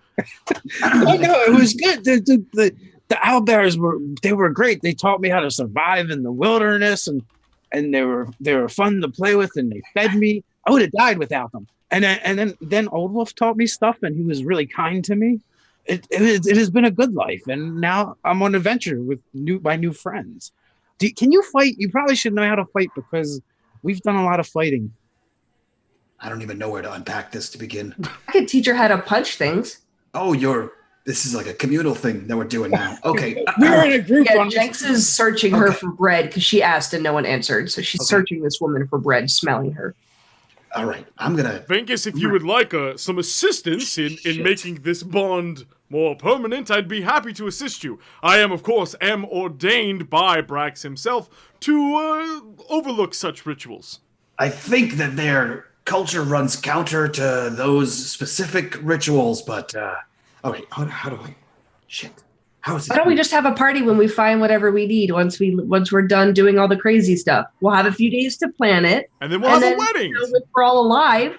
Then I don't want Leslie to feel like she's being forced to do anything. Hold on. Let me just. I've got to hold on. Unless it's bread, she could feel free to make me bread. You shouldn't force people to make you bread. Vegas, are you familiar? Damn it. Vegas, are you familiar with books? Have you seen them? Have I seen what? A book. Have you experienced a book in any capacity before? Oh, I've seen them, but perfect. That's the bare minimum I need here. I don't have any on me, but the donkey assures me that we're going to a place with a lot of books, and I can almost guarantee you that the guy that sells and makes books can give you an entire stack of books that will tell you that in so many cultures, what you did bonds you eternally. So, unfortunately, I think you're bonded eternally. Yeah, but we can have a party for it. And now but we can have a party. She seems really nice. She seems really nice. Yeah. Mm-hmm. I just don't want your wife now. She can pick the bugs out of your everywhere. Everything. Well, that is very helpful. Yeah. But I just don't want to feel like I'm making her do anything she doesn't want to do. Right. Well, you think she's a princess, right? She looks like a princess. Okay, here's what I can recommend. In my experience, the more you treat them like a princess, the better off you'll be. Indeed, one should always take care of one's lady. Make sure that she is well fed before bed and such things. You read that in a book? It is taught to us, of course. The captain comes up. I am so sorry to interrupt this very touching moment here, but we have to offload the whale, and you are currently blocking the main exit. Would you? Thank God. Yes, of course. We will plan the wedding later. We're having a wedding. This is fantastic. We have it here on the ship. I'll make it look so beautiful at very small cost. Yeah. Ooh, I heard captains can perform weddings. No, I do not. I cannot perform. No, not that. I did not get that document. He says. What about the whale? I'll forge it. Barnabas looks really sad and kind of I think the offended. whale Like, can. I just offered my services. I go over to the captain and I say, yes, please get ready for a wedding. When you're done unpacking, just be prepared for that. That's going to be a thing. Everyone, we have a few things to get done. The piece of this stone that's still embedded into my chest and that donkey is leading us somewhere inside the city. There's also a man here who used to be the master of this donkey who could possibly give us some money, which we desperately need. So we've got two things to get done. We also need armor for the donkey. We need to acquire money before we do that. So we've got a lot to do. Do you want to get started? Yes. Let's get to it. Follow me then. I'll walk off the ship and begin to make my way into the city and follow where the stone wants me to go. All right. Jenks, Leslie does hand you several very freshly cooked sort of scone-like things, which she had prepared for you. Just by the way, I didn't have an opportunity to tell you that. Yeah, so she definitely hands you that. All right, so are you all following Vankus? Not Vankus, sorry, Valentine? Yeah. Barnabas will probably try to fall back and talk to Venkus a little bit. All right. Every time that you turn a passageway, Valentin, you hear this mumbling sound, and you realize it's the donkey trying to sound like a donkey, but also talk at the same time because he's in disguise. So it's a very garbled kind of sound. As you go left, he's like, "Yes, that is correct." Yes, I know. Yeah, you don't have to do that. But I thought I was in disguise. Just make donkey noises. But then how will I tell you if you're going in the right direction or not? Oh, you see, I've got one too. Yeah, don't worry, you're fine. Thanks will give him head scratchies while we walk, so he stays quiet. Yeah, but we're going to his owner, not to where the stones are leading, right? Well, what? Well, I think We're going to his owner. His former owner. Yeah. Yes, maybe. We will. I was going to find where to go with the stone first, and then we'll find the owner. I believe we should track down the stone. I am not quite so eager as you to sell this donkey, should it actually have received a gift from Brax, as though we all believe. We're not going to sell it. If we're gonna go to where the stones You are leading, said we were going to get money from its owner. Perhaps I was Oh, we're just going to ask for unconscious like a at that bonus. point. We're just going to ask him nicely. Mm-hmm. We're going to just ask him for money. Yeah, I figured you might do it on behalf of, I don't know. Glory of But we're not actually Braxton. turning the donkey over to him. No. This is our friend Scratches. Strange. Maybe it I is would custom like to here to discuss- pay one to keep another's donkey safe. No. He Something sold I've the never donkey. heard of in where I'm Yo. from. It's called assurance. This is wow. Scratches, you're you made killing me. it tonight, buddy. I'm second guessing the selling part, man. Okay, let me try this. It worked for Vegas. Let me try. Barnabas, have you ever heard of a great quest bestowed upon one by their god? Of course. Absolutely. What if I told you you're on one? Well, I would believe that I am. How else would I Great. have fallen from the sky next to this man who has been given a gift from Brax, though, even though I do So not far- understand it, Brax works in mysterious ways. Yep. So far, so good. Okay, now if you needed money to go on your quest for the greater good and for your god, how would you get it? Well, I would do heroic deeds and be rewarded justly. Okay. Yes, like the tales of Wesley Williamson. Indeed. Or Or of Captain Silent Shadow. Shadow. What if there were people just out there in the world that were so enamored by you and your quest that they just wanted to give you money to go on it? Wouldn't that be great? That would be excellent, of course, yes. And I would have to do extra deeds to make sure that their money is being put to good use. Now, how would you identify these people if not by asking them? How would you identify them if you did not ask them? You wouldn't, so we're going to ask him for money You're gonna ask. because you're on a quest and your quest needs money. Right, that makes sense to me. Of course, great plan, Draxus. Yep, glad you thought of it. Both of you keep talking about asking for money. It appears to be working. Thank you, Bahamut Dragon. And thanks everyone for the super chats. We're really I'm freaking dead. And Bahamut, thank you for the one earlier. James Leslie as well. We love you guys. Thank you. We love you. So now that Draxus has finished inventing Patreon, we continue our journey through the great city. All around you, there are hawkers trying to sell their wares. Occasionally, the aroma of old sweat is washed away by this rather opulent perfumes that burn and bellow as incense or as candles that slowly melt, releasing these wonderful aromas and things. It's a press of bodies in all directions, and the pull on your chest it gets stronger as you get closer to the destination. And as you're getting closer, the donkey, every now and again, seems to stick his head to the side, away from people walking past, and you hear him saying, This is where my master used to stay. I thought we were going after the other stone. We're doing both. It seems they are in the same place. How convenient. He continues to sort of journey with you. Eventually you get to this side alley, and it's much less populated than the rest of the city. By less populated, there's probably 20 people in this alleyway as opposed to the 100 people that are in the main street, sort of all trying to sell things. The people that are in this alleyway, some of them seem to be passed out, some of them seem to be sleeping, but you can see that this is obviously an alleyway that contains the storefronts that are used by very exclusive individuals. You can see there's an apothecary's on the other side of the street. There is, it's called Al Qasim's Great Tomes.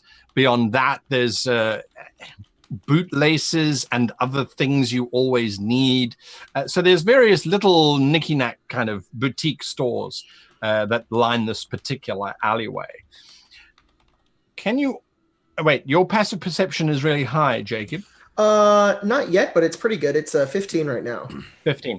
All right, you're hearing the sound of breaking wood and thumping every now and again coming out of the El Qasim's Great Tomes storefront. It has a single door that opens into the street, and you can see that it's got 4 windows on its storefront that have all got this very, very standard curved Romanesque arch in the yellow stone architecture, with window panes that are covered in dust. I will turn to everybody and I'll say, there's something going on in there. We need to be careful.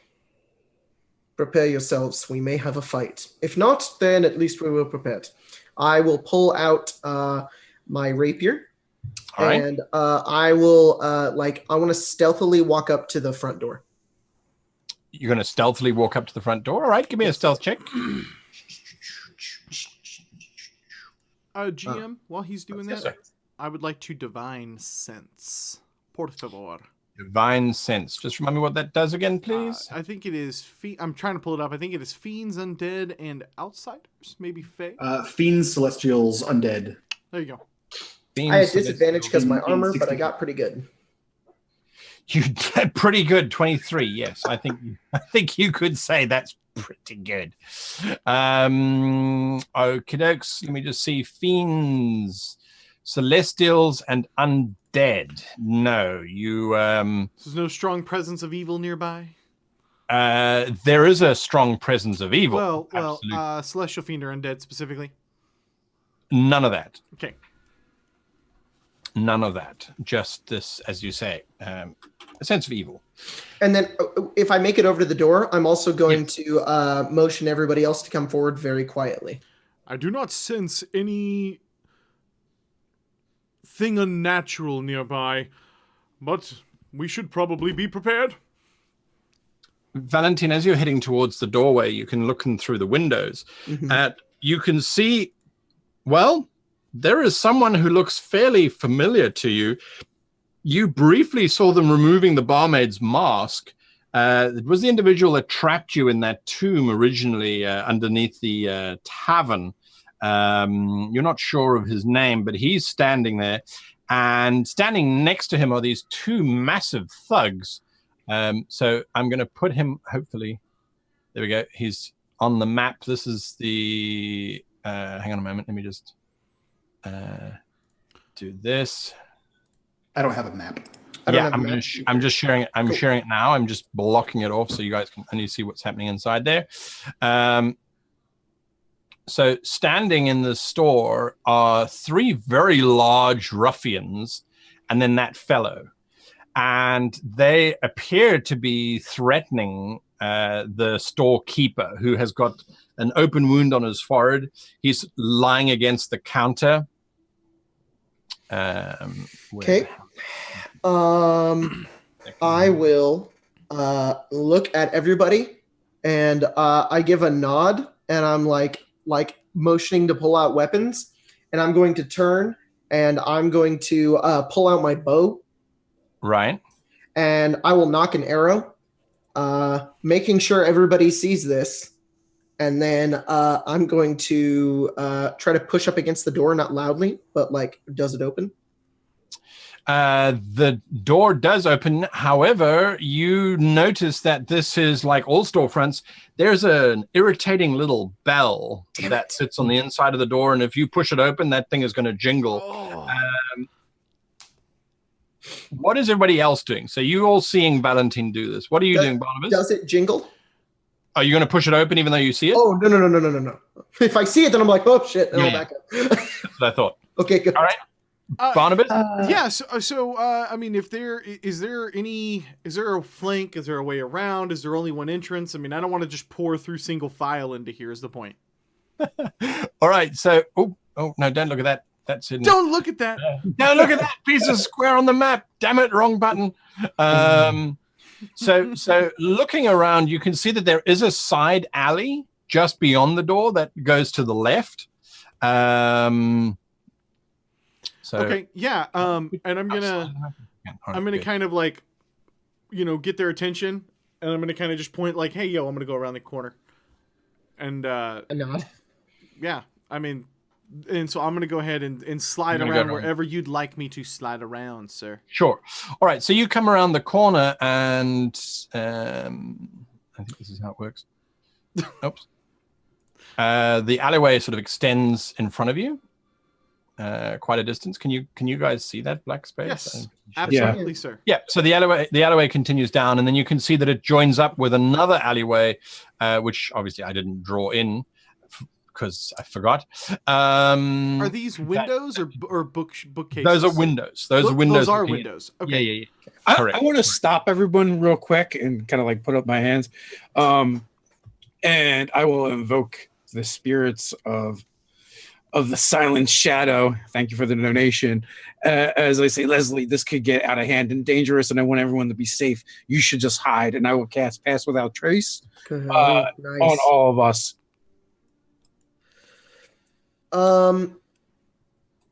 Right. So he hides. Well, I'm gonna go over to one of the windows. I'm gonna see if it opens if I try to push on it, but like behind it, so I'm not like my face in front of it. I just want to push on it from the side. Okay. The windows, they will certainly open if you push on them. Okay. I'm just going to go to Draxus real quick. Yeah, sorry, Vankers. Barnabas? We got full rested? Yes. Yeah. Correct. I should do that? Yes, sir. Por favor. Rest me, fat goblin. Rest me, fat goblin. There we go. All right, you have all slumbered. She was a virgin. I was just trying to help her out with that. Draxus, what are you doing? Draxus looks to Valentin as he recedes from the door, and he says, "Is there something wrong with the door?" Bell. Noise. I can stop the bell. The window's open as well. That's fair. Do these people look distracted? Yes, they are all focused very heavily on the sales individual, who's this very elderly-looking elf in quite flamboyant robes, but like I said, he's got a cut on his forehead. And which one is the demon whore bar maiden? The bar maiden is the one standing over the B. B stands for the for Barnabas.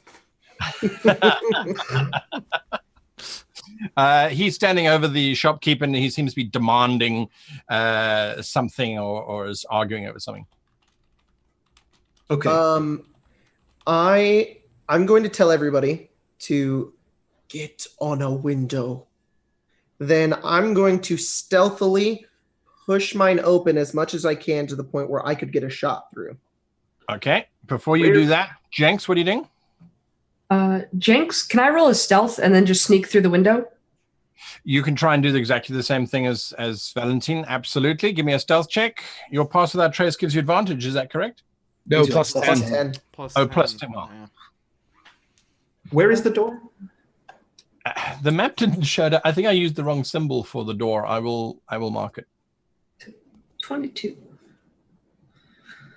22. Okay, they don't seem to hear you in the slight. Okay. Just getting in right here. All right, so you're popping in right there. Valentine, you are trying to go in through the other window. Which window are you going to go through and just move yourself? I will. Is this a window that I'm in front of right now? Or is that the door? That's the door with the black. I will. I'll go here. All right, so you're going through there? Yeah, and I'm going to push that window open very stealthily. Sure, so you can make your attack. Vankus, are you moving anywhere? You've cast that spell. You've still got movement. I will move over to the window that's being cracked here as well. Okay, well, that's a door. That's the door. Yeah, that's fine. I'll go there. That's fine. Yeah. Draxus gets to the door and opens it the same amount that Valentin did, and he lifts his hand up and mage hands the bell. Oh, very nice. Ooh, okay. Nice. So you're mage handing the bell, pushing the door open.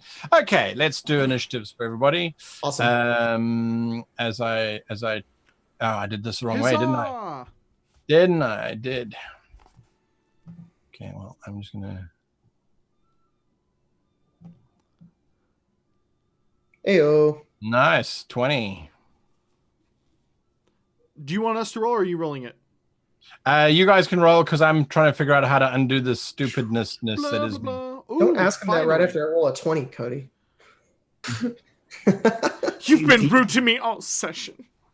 Oh, I hope you get a low A initiative. 20 on initiative is such a waste of a 20, though. I know. it really is, right? Okay. Hooray, I die first. I think that's. Then do I drag these ones there? I think I do. Hang on. Sorry, I've done this the wrong way around, haven't I? I've got to drag them from the combat tracker onto the map, right? Combat tracker onto the map. Yes, sir.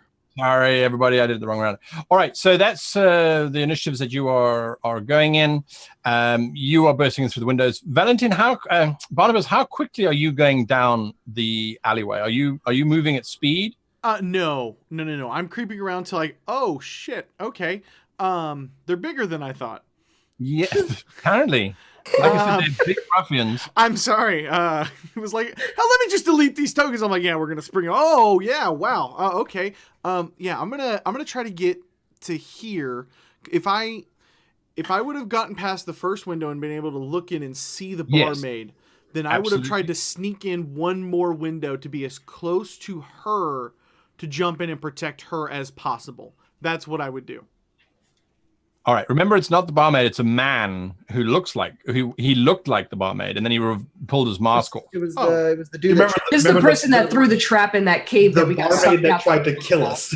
Yes. Oh. Yeah. Yes, from the bad episode guy. 1.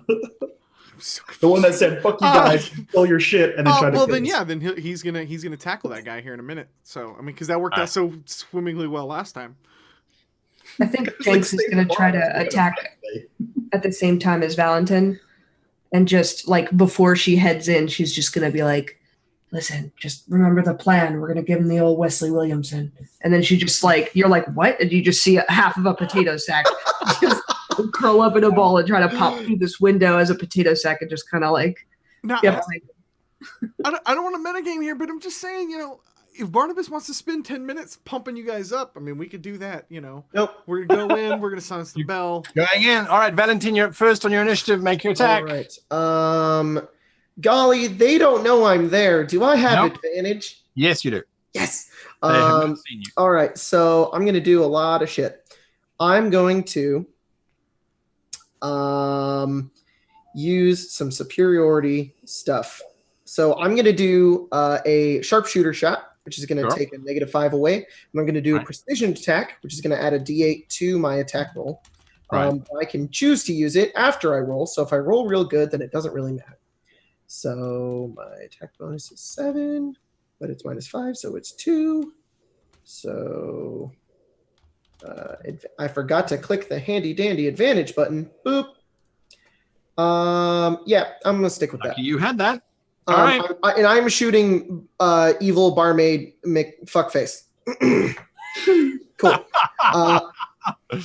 So that's going to be some damage. That's going to be... do something. What is it? It's a D8 plus... I don't know how to play D&D. Plus 3, but it's plus 13. Not 31. Thank you. Yep. All right. Riveting, great. Jacob. Riveting. I know. I'm trying to make this exciting. 21 damage into the 21 points of damage. And then I'm going to be even more of an asshole, and I'm going to action surge and do that all over again. Wow. Valentine is not happy. He wants this person to die. Okay. 2. Attack roll. Wait, it's cool. Advantage. It's advantage. I have one more. I forgot to click the button. It's a 13. I'm going to add my superiority dice. That's 15. God, do better. 15? That's still a miss. Dang it. Okay. So one arrow hits and the other one does something. And then I'm like, go, go, go, go. And that's everybody. The team that we'll go. Go. And then I want to duck under the window. All right, you're going to try and duck under that window. Yep. Absolutely. Very brave of you. All right, sorry for that long ass turn, guys. Now play D&D and have fun. Now that you're done. Now that you're done. All right, so that arrow came through the window, slamming into this poor ex-barmaid, who immediately turns and shrieks. The one large ruffian turns and just glares at this now empty window. I am just very quickly going to not that one. I'm picturing this is happening like the same time that Jinx is like lifting up the window. She's got one leg in. I feel like because she pulled the potato sack down over her legs to just maybe like appear to be a potato sack and suck her head and arms in. So she's just like waddling over. Snake. And he turns around and there's no one in the window, but then he looks down a little bit and she pops up and just tries to punch him in the face. Yeah, so he failed his intelligence check. He pulls a Skyrim on the crowd and goes, must have been the wind. As his master is just bleeding out everywhere. So that's what he's doing. He's going to casually take a stroll over to the window to check and have a look. Nemia, you're up next. You are a sack of potatoes just lying against the wall quietly. She's gonna run from her little hiding spot and just run, and he's like, wonder if someone's over here. And she's just gonna like falcon punch, run, and try to jump. Just smack him on the side of the head. Go for it. I didn't. How many dice are you rolling? All of them. It's like, I didn't mean to. The first one, so I missed. The first one, unless I have advantage. No, so combat started. He's he's vaguely aware that something's going on. Why does it have you at disadvantage, though? Yeah. Oh, that's right, because they're red there. Oh, yeah. Okay. If she fell unconscious during the cultist fight, which I think she did, then all you need to do is go into the combat tracker and remove the unconscious thing from her. That's understood. Oh, she still has the unconscious status. Well, spotted. There we go. Sorry, can you roll it again, please? Just once, though, right? Once is enough. Once is enough. All right. Okay. That's a hit. So we're going to get one of those guys, and then we're going to take our... I have a dumb question because this is, I think, my first time, or I don't remember. Do I use a key after I use my secondary attack, or is that my secondary action? You can use a secondary attack all the time, or use a key and get 2 secondary attacks. Mm-hmm. Okay. She's going to use a key and just keep punching. All right. Just keep pumping. That one misses. That thuds against his heavy thigh. That strokes his heavy thigh, doing damage. Ooh, strokes it. Yep. Just slaps 7. All right. 2 points damage. That's your damage? Yep. Plus the other one. Yeah. All right. So you just sort of slapping and slamming into the side of him. He's a really heavily muscled brute. And when he looks down at you, you can see he's definitely a crossbreed type of creature. His thick, heavy, leathery skin denotes that he's from the solar sphere. He's exposed to a lot of solar radiation fairly frequently. So that's what you're seeing. Barnabas. In brightest day, in blackest night. No, and he starts going into his chant. He's going to just straight up bust through the window. I hope right. And be a hero. You launch yourself onto the table counter and stand over this poor elf. That's the bad guy, right? No, B is the good guy. B is the good guy. All right. I'm going to The roll other up here. one, who the barmaid is. Yeah. You roll, you look up, You roll again. I roll and then again. You're like a droidica. Yeah, paladin things. So yeah, paladin thing. So yeah, I've got my longsword. Yeah. Yeah, 21 bitches. Nice. That's the hit. Yeah, I'm followed up, and I'm gonna go ahead and smite. Smite. Is that undead? No, he's not undead. He just looks like he's very You cadaverous. just put a mummy on there. I got you. Yeah. That's cool. So yeah, so for 17 damage as he comes up and follows up the arrow from Valentine. Damage. You just smash into him, cutting bits and pieces. You notice in his one hand, he's holding that silver symbol, that silver rod with the 3 amber stones in it.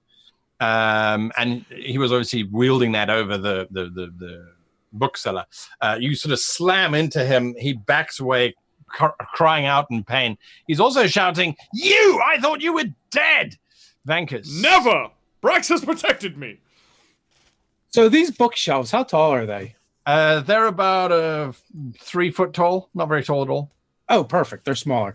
So I'm going to thorn whip against our old friend there and see if we can't make him fall over. Let's see. Does this work? That's a hit. All right. Yes. So he's going to take a whopping 1 point of damage, but he also gets pulled 10 feet towards me. 10 feet towards you. All right. Oh, so, nice. let me zoom in. Can I zoom in here? Yeah.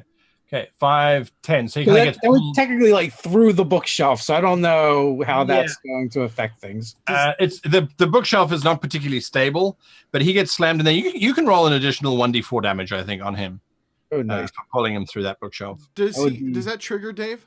An attack or not? No, it does not. Okay. I know some Force of them movement say does. like some of them let you and some of them don't. All Yeah, right, another force 4 movement never points. does. Yeah, so an additional 4 points of damage. Yep. As he kind of gets pulled, the bookshelf gets toppled over as he gets dragged towards you. Does he end up prone by chance? Yes, he does. Perfect. Very nice. Draxus. Fail, Mike. fail. Unmutes himself, and then he kicks the door in and shouts, "Where are my treasures?" And as he does, he just vomits a gout of acid all over this ogre and this evil barmaid. Nice. They both make me a dexterity saving throw. All right, this is for the barmaid. That's right, buddy. I'll line him up. You knock him down. That's it. And then this is for the him.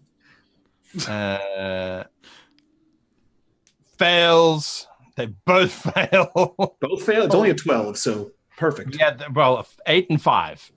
Dope. Well, shit. They take 5 acid damage. All right. The barmaid screams in pain. And then I point at the barmaid and mutter something in, like, it sounds like Sylvan. And a glow appears around her, and she is now hexed. Hexed. Okay. Hexed. That's I can- specific to him, I believe. It's just a warlock thing. Yeah, so she has disadvantage on all dexterity ability checks, and I get to do more damage to her when I hit her. Wow. Okay. Hexed. Added. Right. There we go. So that's you. Then there's this pounding sound that comes from the back of the room. And bursting through the doorway is this magnificently large hyena, which it's a giant hyena. It just slams into the bookshelves and it kind of lands with drool and bile sort of spilling out from its very square, pointed jaw. It's great, big, spotted back, arching up, standing 5 foot to the shoulder. And it's kind of got these wild eyes. It looks over at what's going on and it just starts running forward. I look up at it through the window and I say, "Oh, Jesse Frazier," and I go back down. Well, you might need to repeat that, because following closely on its heels is a second one, which does the same thing. They kind of burst out, their feet sort of slide over the books and the tiles and things, and they come to a dead stop. The individual that has had the snot beaten out of him 6 ways from Tuesday looks at this. He's lying on the ground. He's got acid on him. He's been bludgeoned and beaten, and he holds up the silver cylinder and he says, "You have not seen the last of Balak." And he presses 2 of the gemstones and he vanishes. Oh, fuck that guy. 21 damage right into your fucking spine. I will do it again. I will 10 times. Just wait till I'm level 4. I can do 4 of those. All right, he vanishes. So that's Someone what he AoE does. everything. Sorry, what? I said someone AoE everything. Vegas web. Yes. Hose down the building. Attack! All right, this giant beast that's standing next to you, Jinx, makes an attack against you. Oh no! Hi, friend. He swings, he hits you Oh no! with his battle axe, unfortunately. She's the only one in there. 16 points of damage. Oh no! Ouch. Ouch. Oh no. This potato sack's looking a little red. Yeah, the next one standing next to him Oh no! has seen this sort of line of people outside. He's also seen Barnabas arrive. He is going to rush over to Barnabas, and he gets over to Barnabas and just tries to smack him in the face. 18 AC. And misses completely. The axe just buries itself heavily into the desk next to you as he sort of wrenches it out. Ha ha! You foul beast! You cannot hit me. He doesn't seem too impressed by that, but we're back up to Valentin. All right. Valentin takes a peer in and sees the chaos. And shit. There's a giant leathery skinned man standing right next to you. Hello. You look at him, he looks at you. There's a moment. I'm going to run. Can I run down here to this window? Sure. And then I'm going to hop into this window Not a problem. right there. And then I'm going to take a shot at the giant dude that's on top of Barnabas right now. Gotcha. Make your attack. And we're just going to do a normal attack. You sure about that? Yeah, I'm sure. I might add precision, maybe. We still have half an hour of show left. I mean, 18 to hit. it's a definite hit. You slam it into him. All right. Boop. Some damage. Wait. Can I do it? Wait, I might be able to do something. Hang on. Dude. And it's 25 minutes of show left. let's what is his weapon? What is he using? He is using this very large club that's got Okay. these rather nasty I'm gonna spikes. I'm gonna shoot that out of his hand, and he needs to make a strength saving throw as I do an extra 7 damage. So 12 damage. All right, that's his saving throw, 17. 17. It's still in his hand. All right, so he takes 12 damage, and the sort of arrow beds itself in his wrist. Okay, Near his hand, and- I suppose. Yep, and that's it. That's it. Okie dokes. I am low on arrows. Oh no.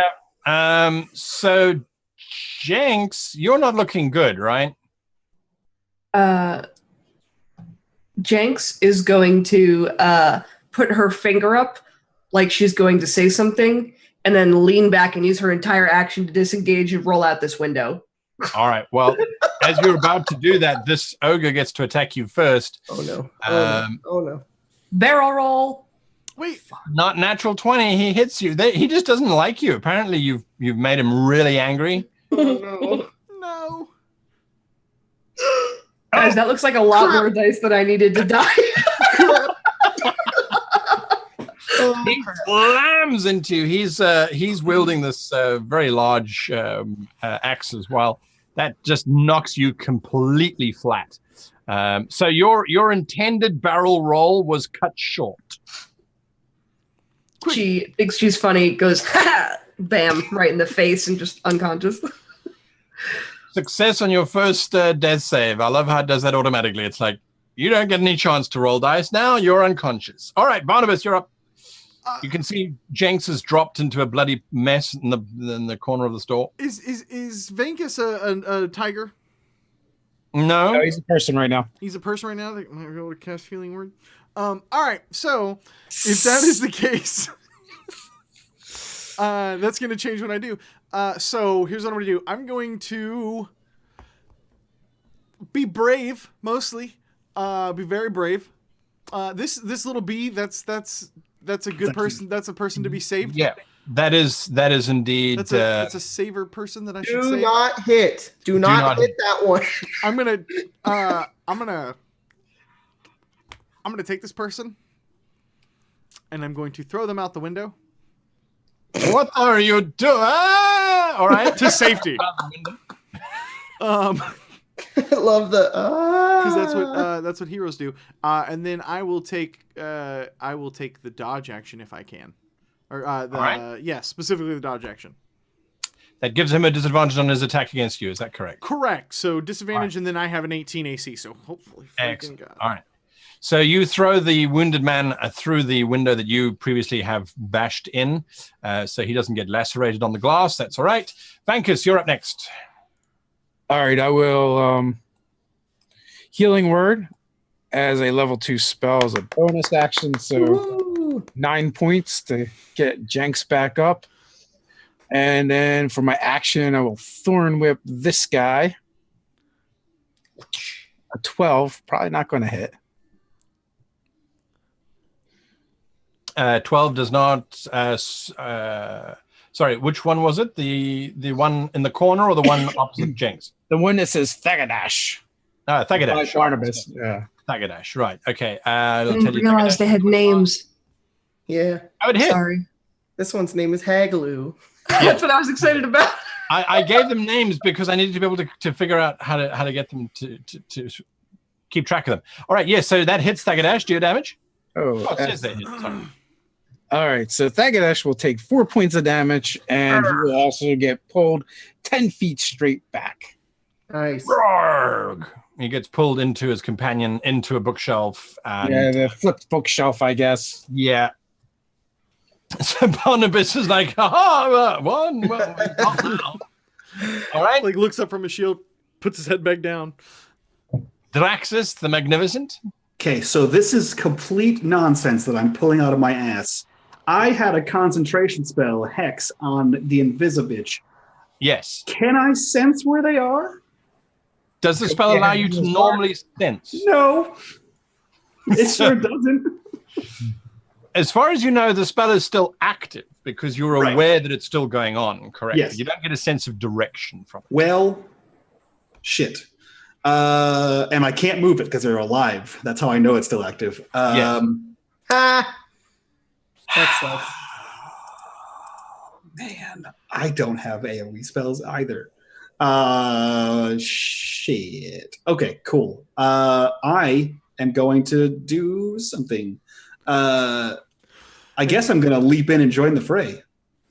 All right. How this other person is. Yeah, I'm going to jump in and figure out what my actions are. I'm going to jump in the window. Where am I? Over here. And I'm going to move towards the one who's down. Like he's prone, right? Yeah, Where yeah, he's- he was pulled yeah. prone. I'm going to stab at that guy. So I should have Nice. advantage because he's prone. I think Correct. that works. Poor old Thagadash. Advantage, and I should have sneak attack because he's prone. And let's see what happens. Rapier, go! Nice. That's the hit. A 20. Dirty 20.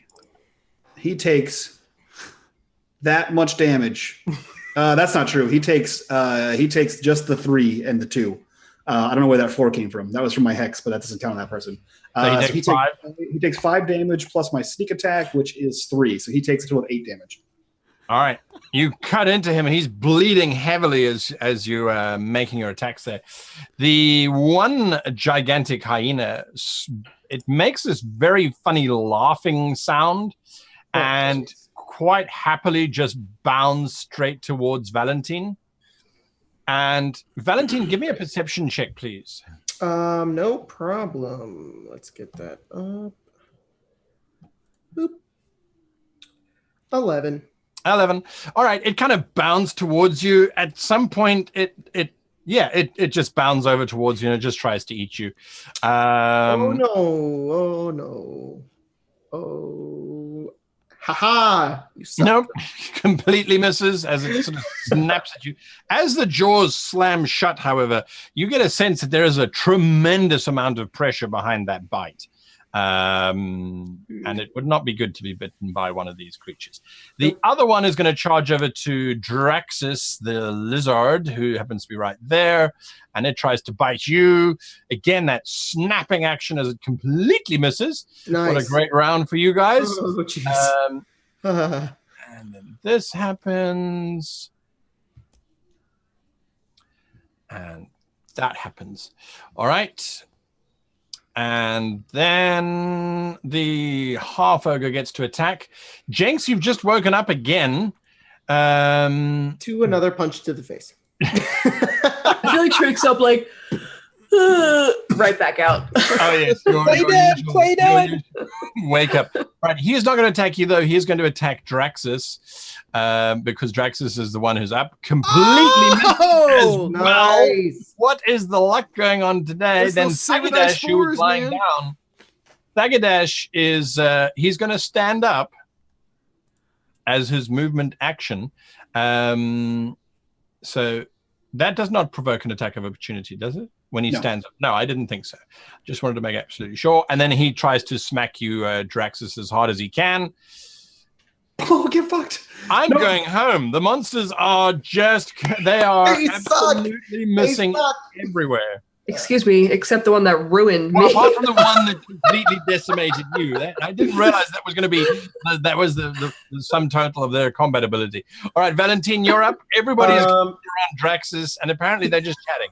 Draxus leans over and looks at Barnabas and says, Anytime now. Oh shit. I am going to pull out well, that's a start. my rapier. And I'm gonna take a swing at this dog in front of me, this hyena. All right. Boop. Okay. Nope. I'm gonna add a precision attack to that to see if I can maybe hit. Nope. we both miss each other. The floor is kind of slippery. There's books everywhere. There's drool everywhere. It's just pandemonium as this combat seems to take forever. It's like I turn back and I'm looking over at Draxus and I'm like, I think we're in a bit of trouble, and I'm just swinging wildly, but it's hitting nothing, and the dog is like, we're just both doing nothing. Unfortunately, Jenks, as you kind of yawn and stretch, Hagley looks down at you and goes, "No, stay down," and he tries to hit you. Ick. And misses. Yes! That's the name of the game. His large axe slams into the tiles next to you, and there's a cracking sound, and a cursing sound comes from him. What are you doing, Jenks? If when he hits next to her, she sees it. She's like rude, and then tries to hop onto his weapon while he's like leaning down and like uppercut punch him. Make your attack. Nice. We're gonna try. Does that hit? Against Haglu, that is definitely a hit. Yes. All right. And going to use my key to make 2 more attacks. Excellent. That's a hit. Natural 20. Nice. All right, so that's Whatever all that is. total. She's just uppercut punching him, sitting on top of his weapon, just straddling his weapon that's dug into stuck in the ground, just punching him. Nice. Don't do that, he says as you smack him around. Barnabas. Okay, so describe to me this bookshelf right here. Is it up? Is it standing? Is it big enough? Which bookshelf? The one directly in front of you, between you and everybody else? I would like the strategy is if it's big and imposing and heavy enough, I would push it and try to impose maybe disadvantage on attacks against Draxus from both of these guys for a round or two. The bookshelf in between you and the ogres has already been knocked over. It was pulled over long ago. Yeah. All right, so not gonna worry about that. Yep, paladin things.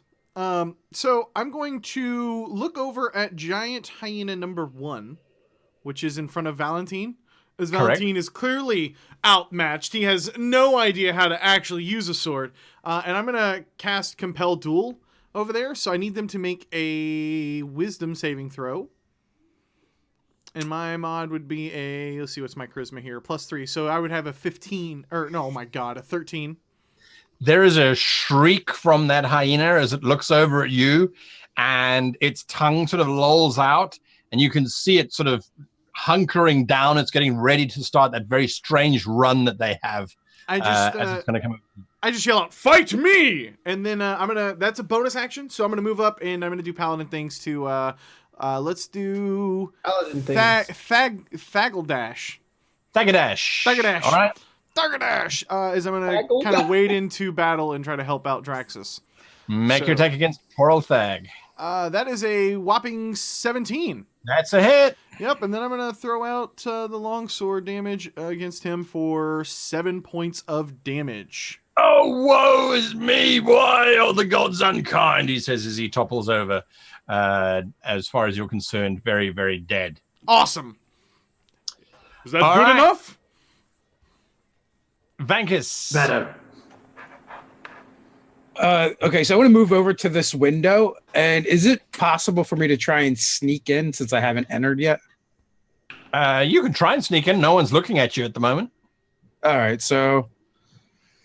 Yep, you sneak in. No one seems to be aware of you at all. 31 bonus action. I will transform into a giant spider and take to the ceiling and hide up there. And then I will shoot a web over at...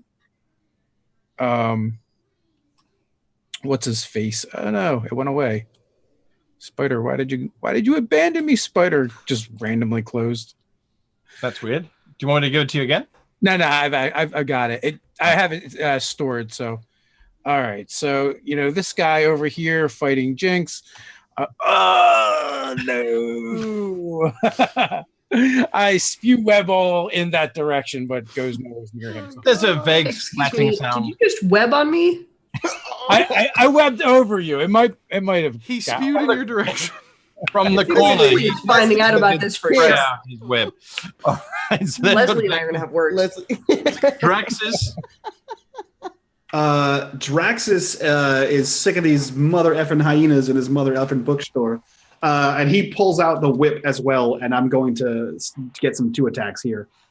Which of these ogres is not dead? So half ogre is not dead, and Haglu is not dead.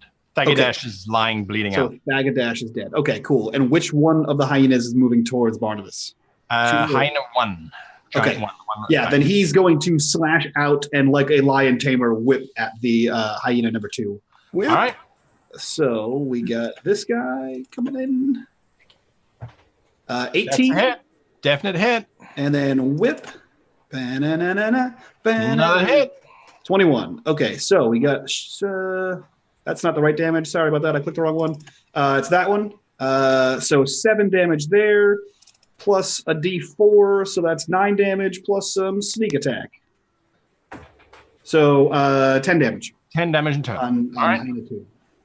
It yips in pain and kind of snaps at where the whip was. And then it snaps at where your blade was, and it's sort of just chewing the air all around it as it's so confused as to where all of this damage is coming from. Yes. Hyena number 1 is going to evoke an attack of opportunity from Valentine. Great. Am I attacking or is... Valentine, you can attack. It's moving through your space. I'm going to destroy you, dog. Why do I only have a +3? I should have a +5. Boop. That's a hit. Thank Do you. dodge. All right. It's gonna break the spell. Is it? Mm-hmm. The spell ends if you cast spells, blah, blah. If a creature friendly to you damages the target. Oops. I didn't know. It's okay. All right. So I mean, I tried to save you, buddy, but I mean, you know. Oh, no, I'm okay. I'm fine. I'm okay. You smack it, it turns around, it glares at you, and then it's going to chomp you because it's no longer compelled to do anything else. 18, that's a hit. It chews on you for 6 points of damage.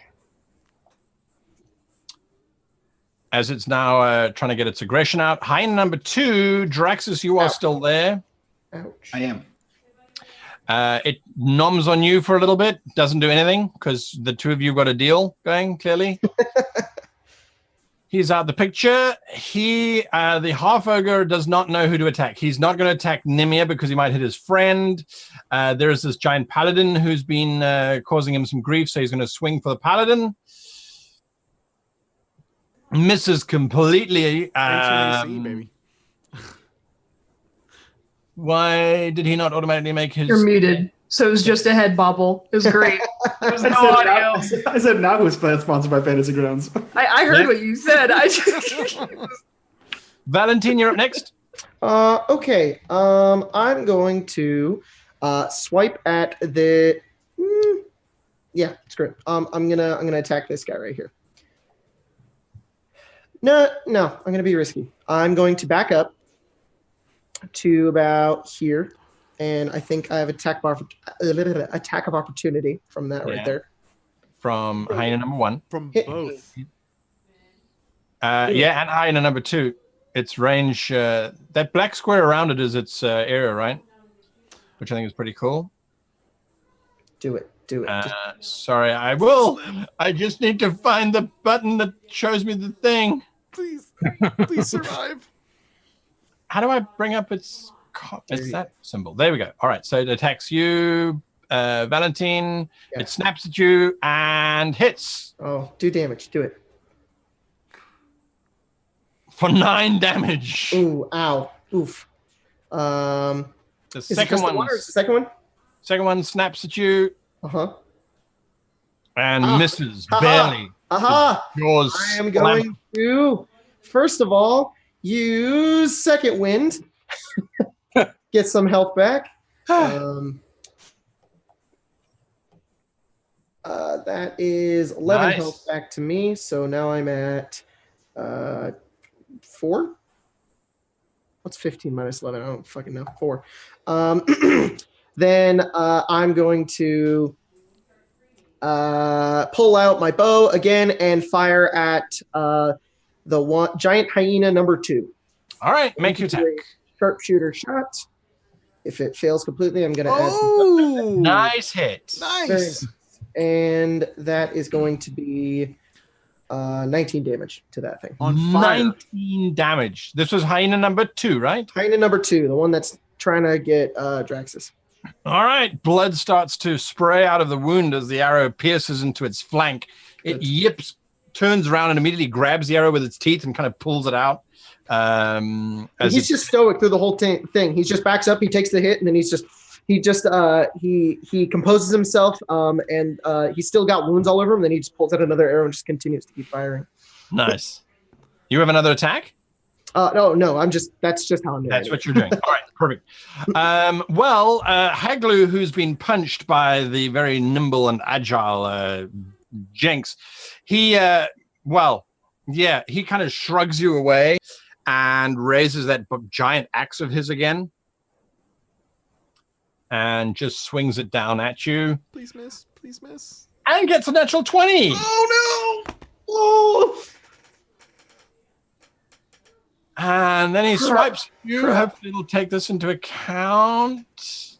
18 points of my god! damage. Is she dead? No. You sure? You are dying. You have to make a Constitution saving throw. Well, what's your normal hit points? 18? No. 18? Hold on. Isn't it if it exceeds your base hit points, you have to make a Constitution save or die automatically? I think it's just you're dead if it exceeds. It's if it equals negative, you're. Is it negative? Are you sure it's not like a major or they call it massive damage, right? It is. Yeah, but that's negative your entire hit point value. Yeah, Alright, and so she wasn't you at zero. haven't gone negative your entire hit point value, so you are just dying with extreme she's prejudice. I mean, if you. Oh my god. This is awesome. When a creature And takes. now, When a creature takes damage source equal or greater to half its maximum hit points must exceed a 15. So. Oh. Why did you go and read the rules? I Are you was ready? helping you move on. That's Same team. optional rule. That's that's it makes massive it- damage. Massive damage only drops you down to 0 or if you're stunned or anything like that. But And she's then you- unconscious, so it doesn't do anything. Yeah. We'll go with that ruling. Yes. Can I do I a die agree, roll sir. just to see That what makes would way happen more if it sense to me. Yes. That That makes means I like roll? if you were at We- 20 hit points, and if you took 10, then you'd have to make the save. Yeah. Yeah. Not Yeah. unconscious is your total hit point negative. That kills you. We all agree. Yes. Oh, well, no, you didn't. Yeah, you didn't have to I make just the wanted to conscious- know what would have happened. You would have been fucked. You would have been fucked. You didn't need to do that. I'm moving on. We've moved on. Pay Barnabas, for some it's your art. turn. It's your turn, Barnabas. Barnabas, just roll some dice. Nemia, no! And fuck this shit. So I see the way you kind of have these guys positioned, guys, like kind of not necessarily squared up. So can I move through here like that? No, because they will. Oh, I'm grabbing the wrong token now because that's what happens when you stack tokens. Okay, great. So I can't move through if these guys were lined up. I could. Well, if they were lined up, I just want to be able to get to Nimia. Whatever I need to do to touch Nimia. You'd still provoke, even if they were Yeah, lined up. you'd provoke from Haglu. He's dead. I can't wait. No, I wouldn't provoke from No. Haglu. Half ogre is dead. I'm staying next to. No, Dash is dead.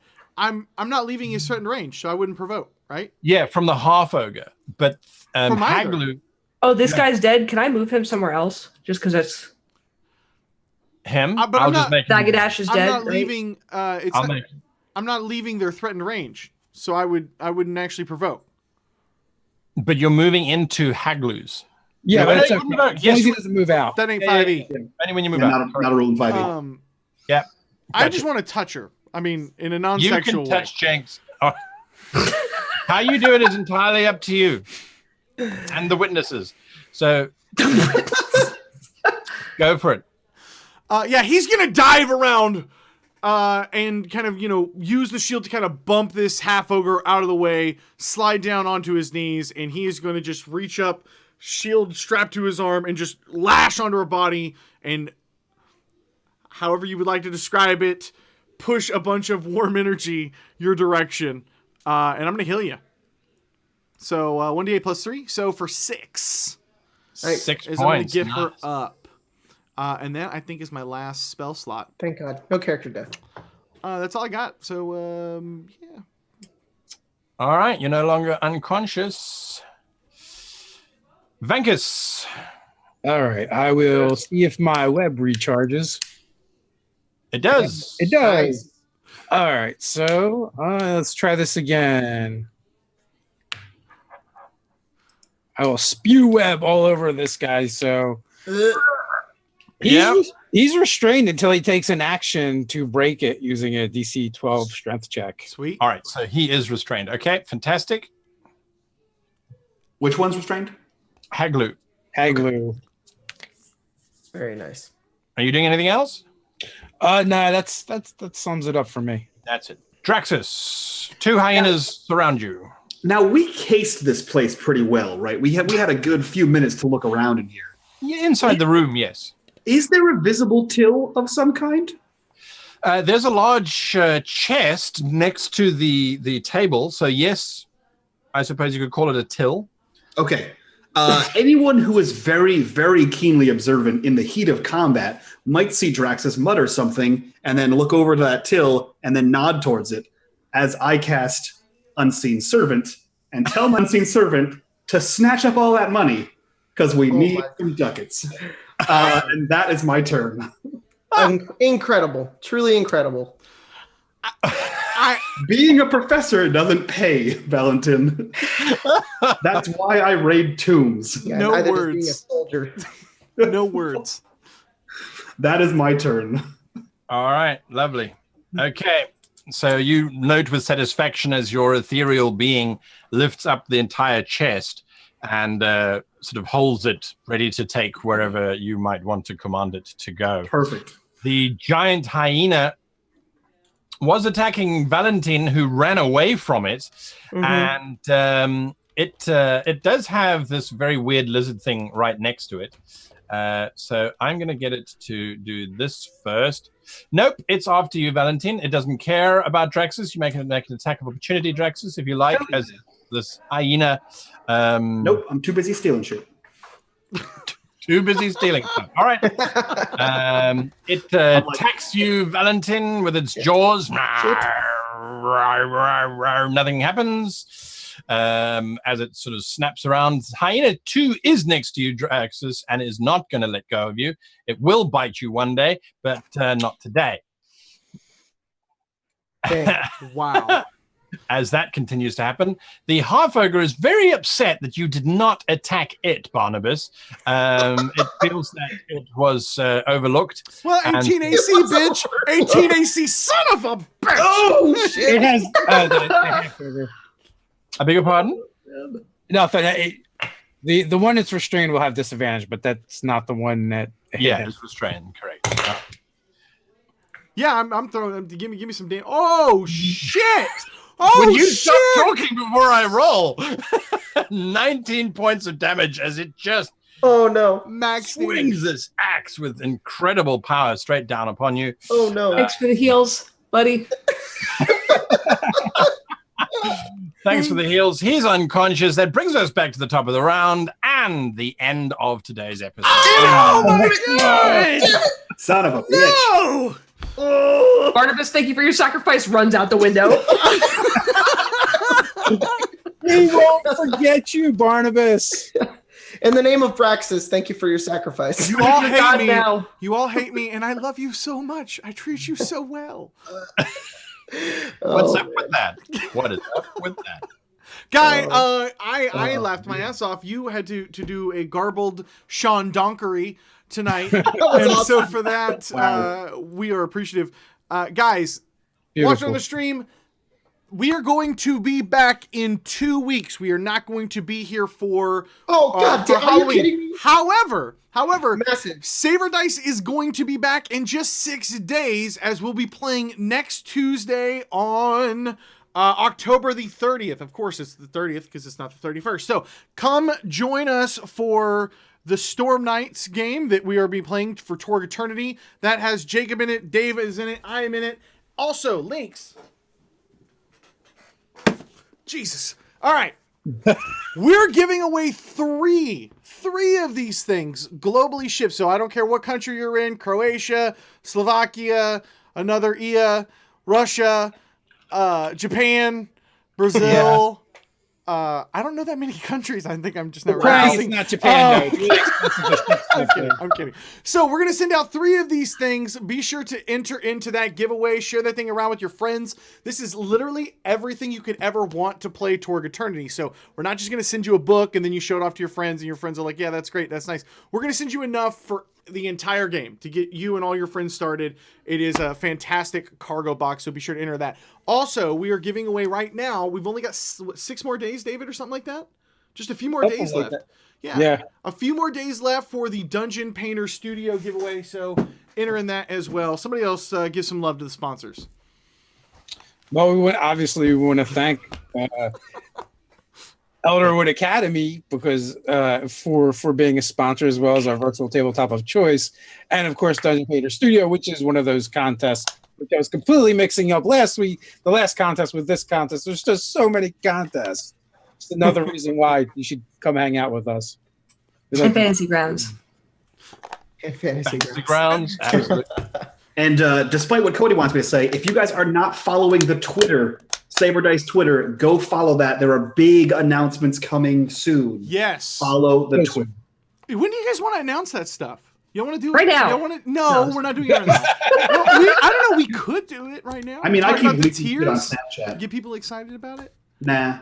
No. build hype. Build hype. There's something build coming, hype. guys. Just be elusive. Send weird things. You know like what we the letter- could like do? the letter P. We Like could one ta- day, we- send The the letter P. We could take some of the stuff that we did and release it next Wednesday. What? Y'all want Or to do that? explain why being homeschooled is so funny. Yeah. Someone already messaged me and was like, "Am I missing something from last week that I didn't see?" I'm like, no, Yes. nope. Nope, we have amazing math skills from homeschoolers. So yeah, y'all guys want to do that? Tune in next Wednesday For something. and it will release it in the middle of the day, so you guys can enjoy the something not live if on your lunch breaks or on your car ride homes or train ride homes. Do people still ride trains? Is that a thing? I think so. Somewhere. someplace. There's no way we do that in Texas. Everybody has cars. All right. Anyways, listen, we're out of here. We'll see you Tuesday. We'll catch you for a special announcement on Wednesday. We love your faces. We'll catch you guys later. Take care.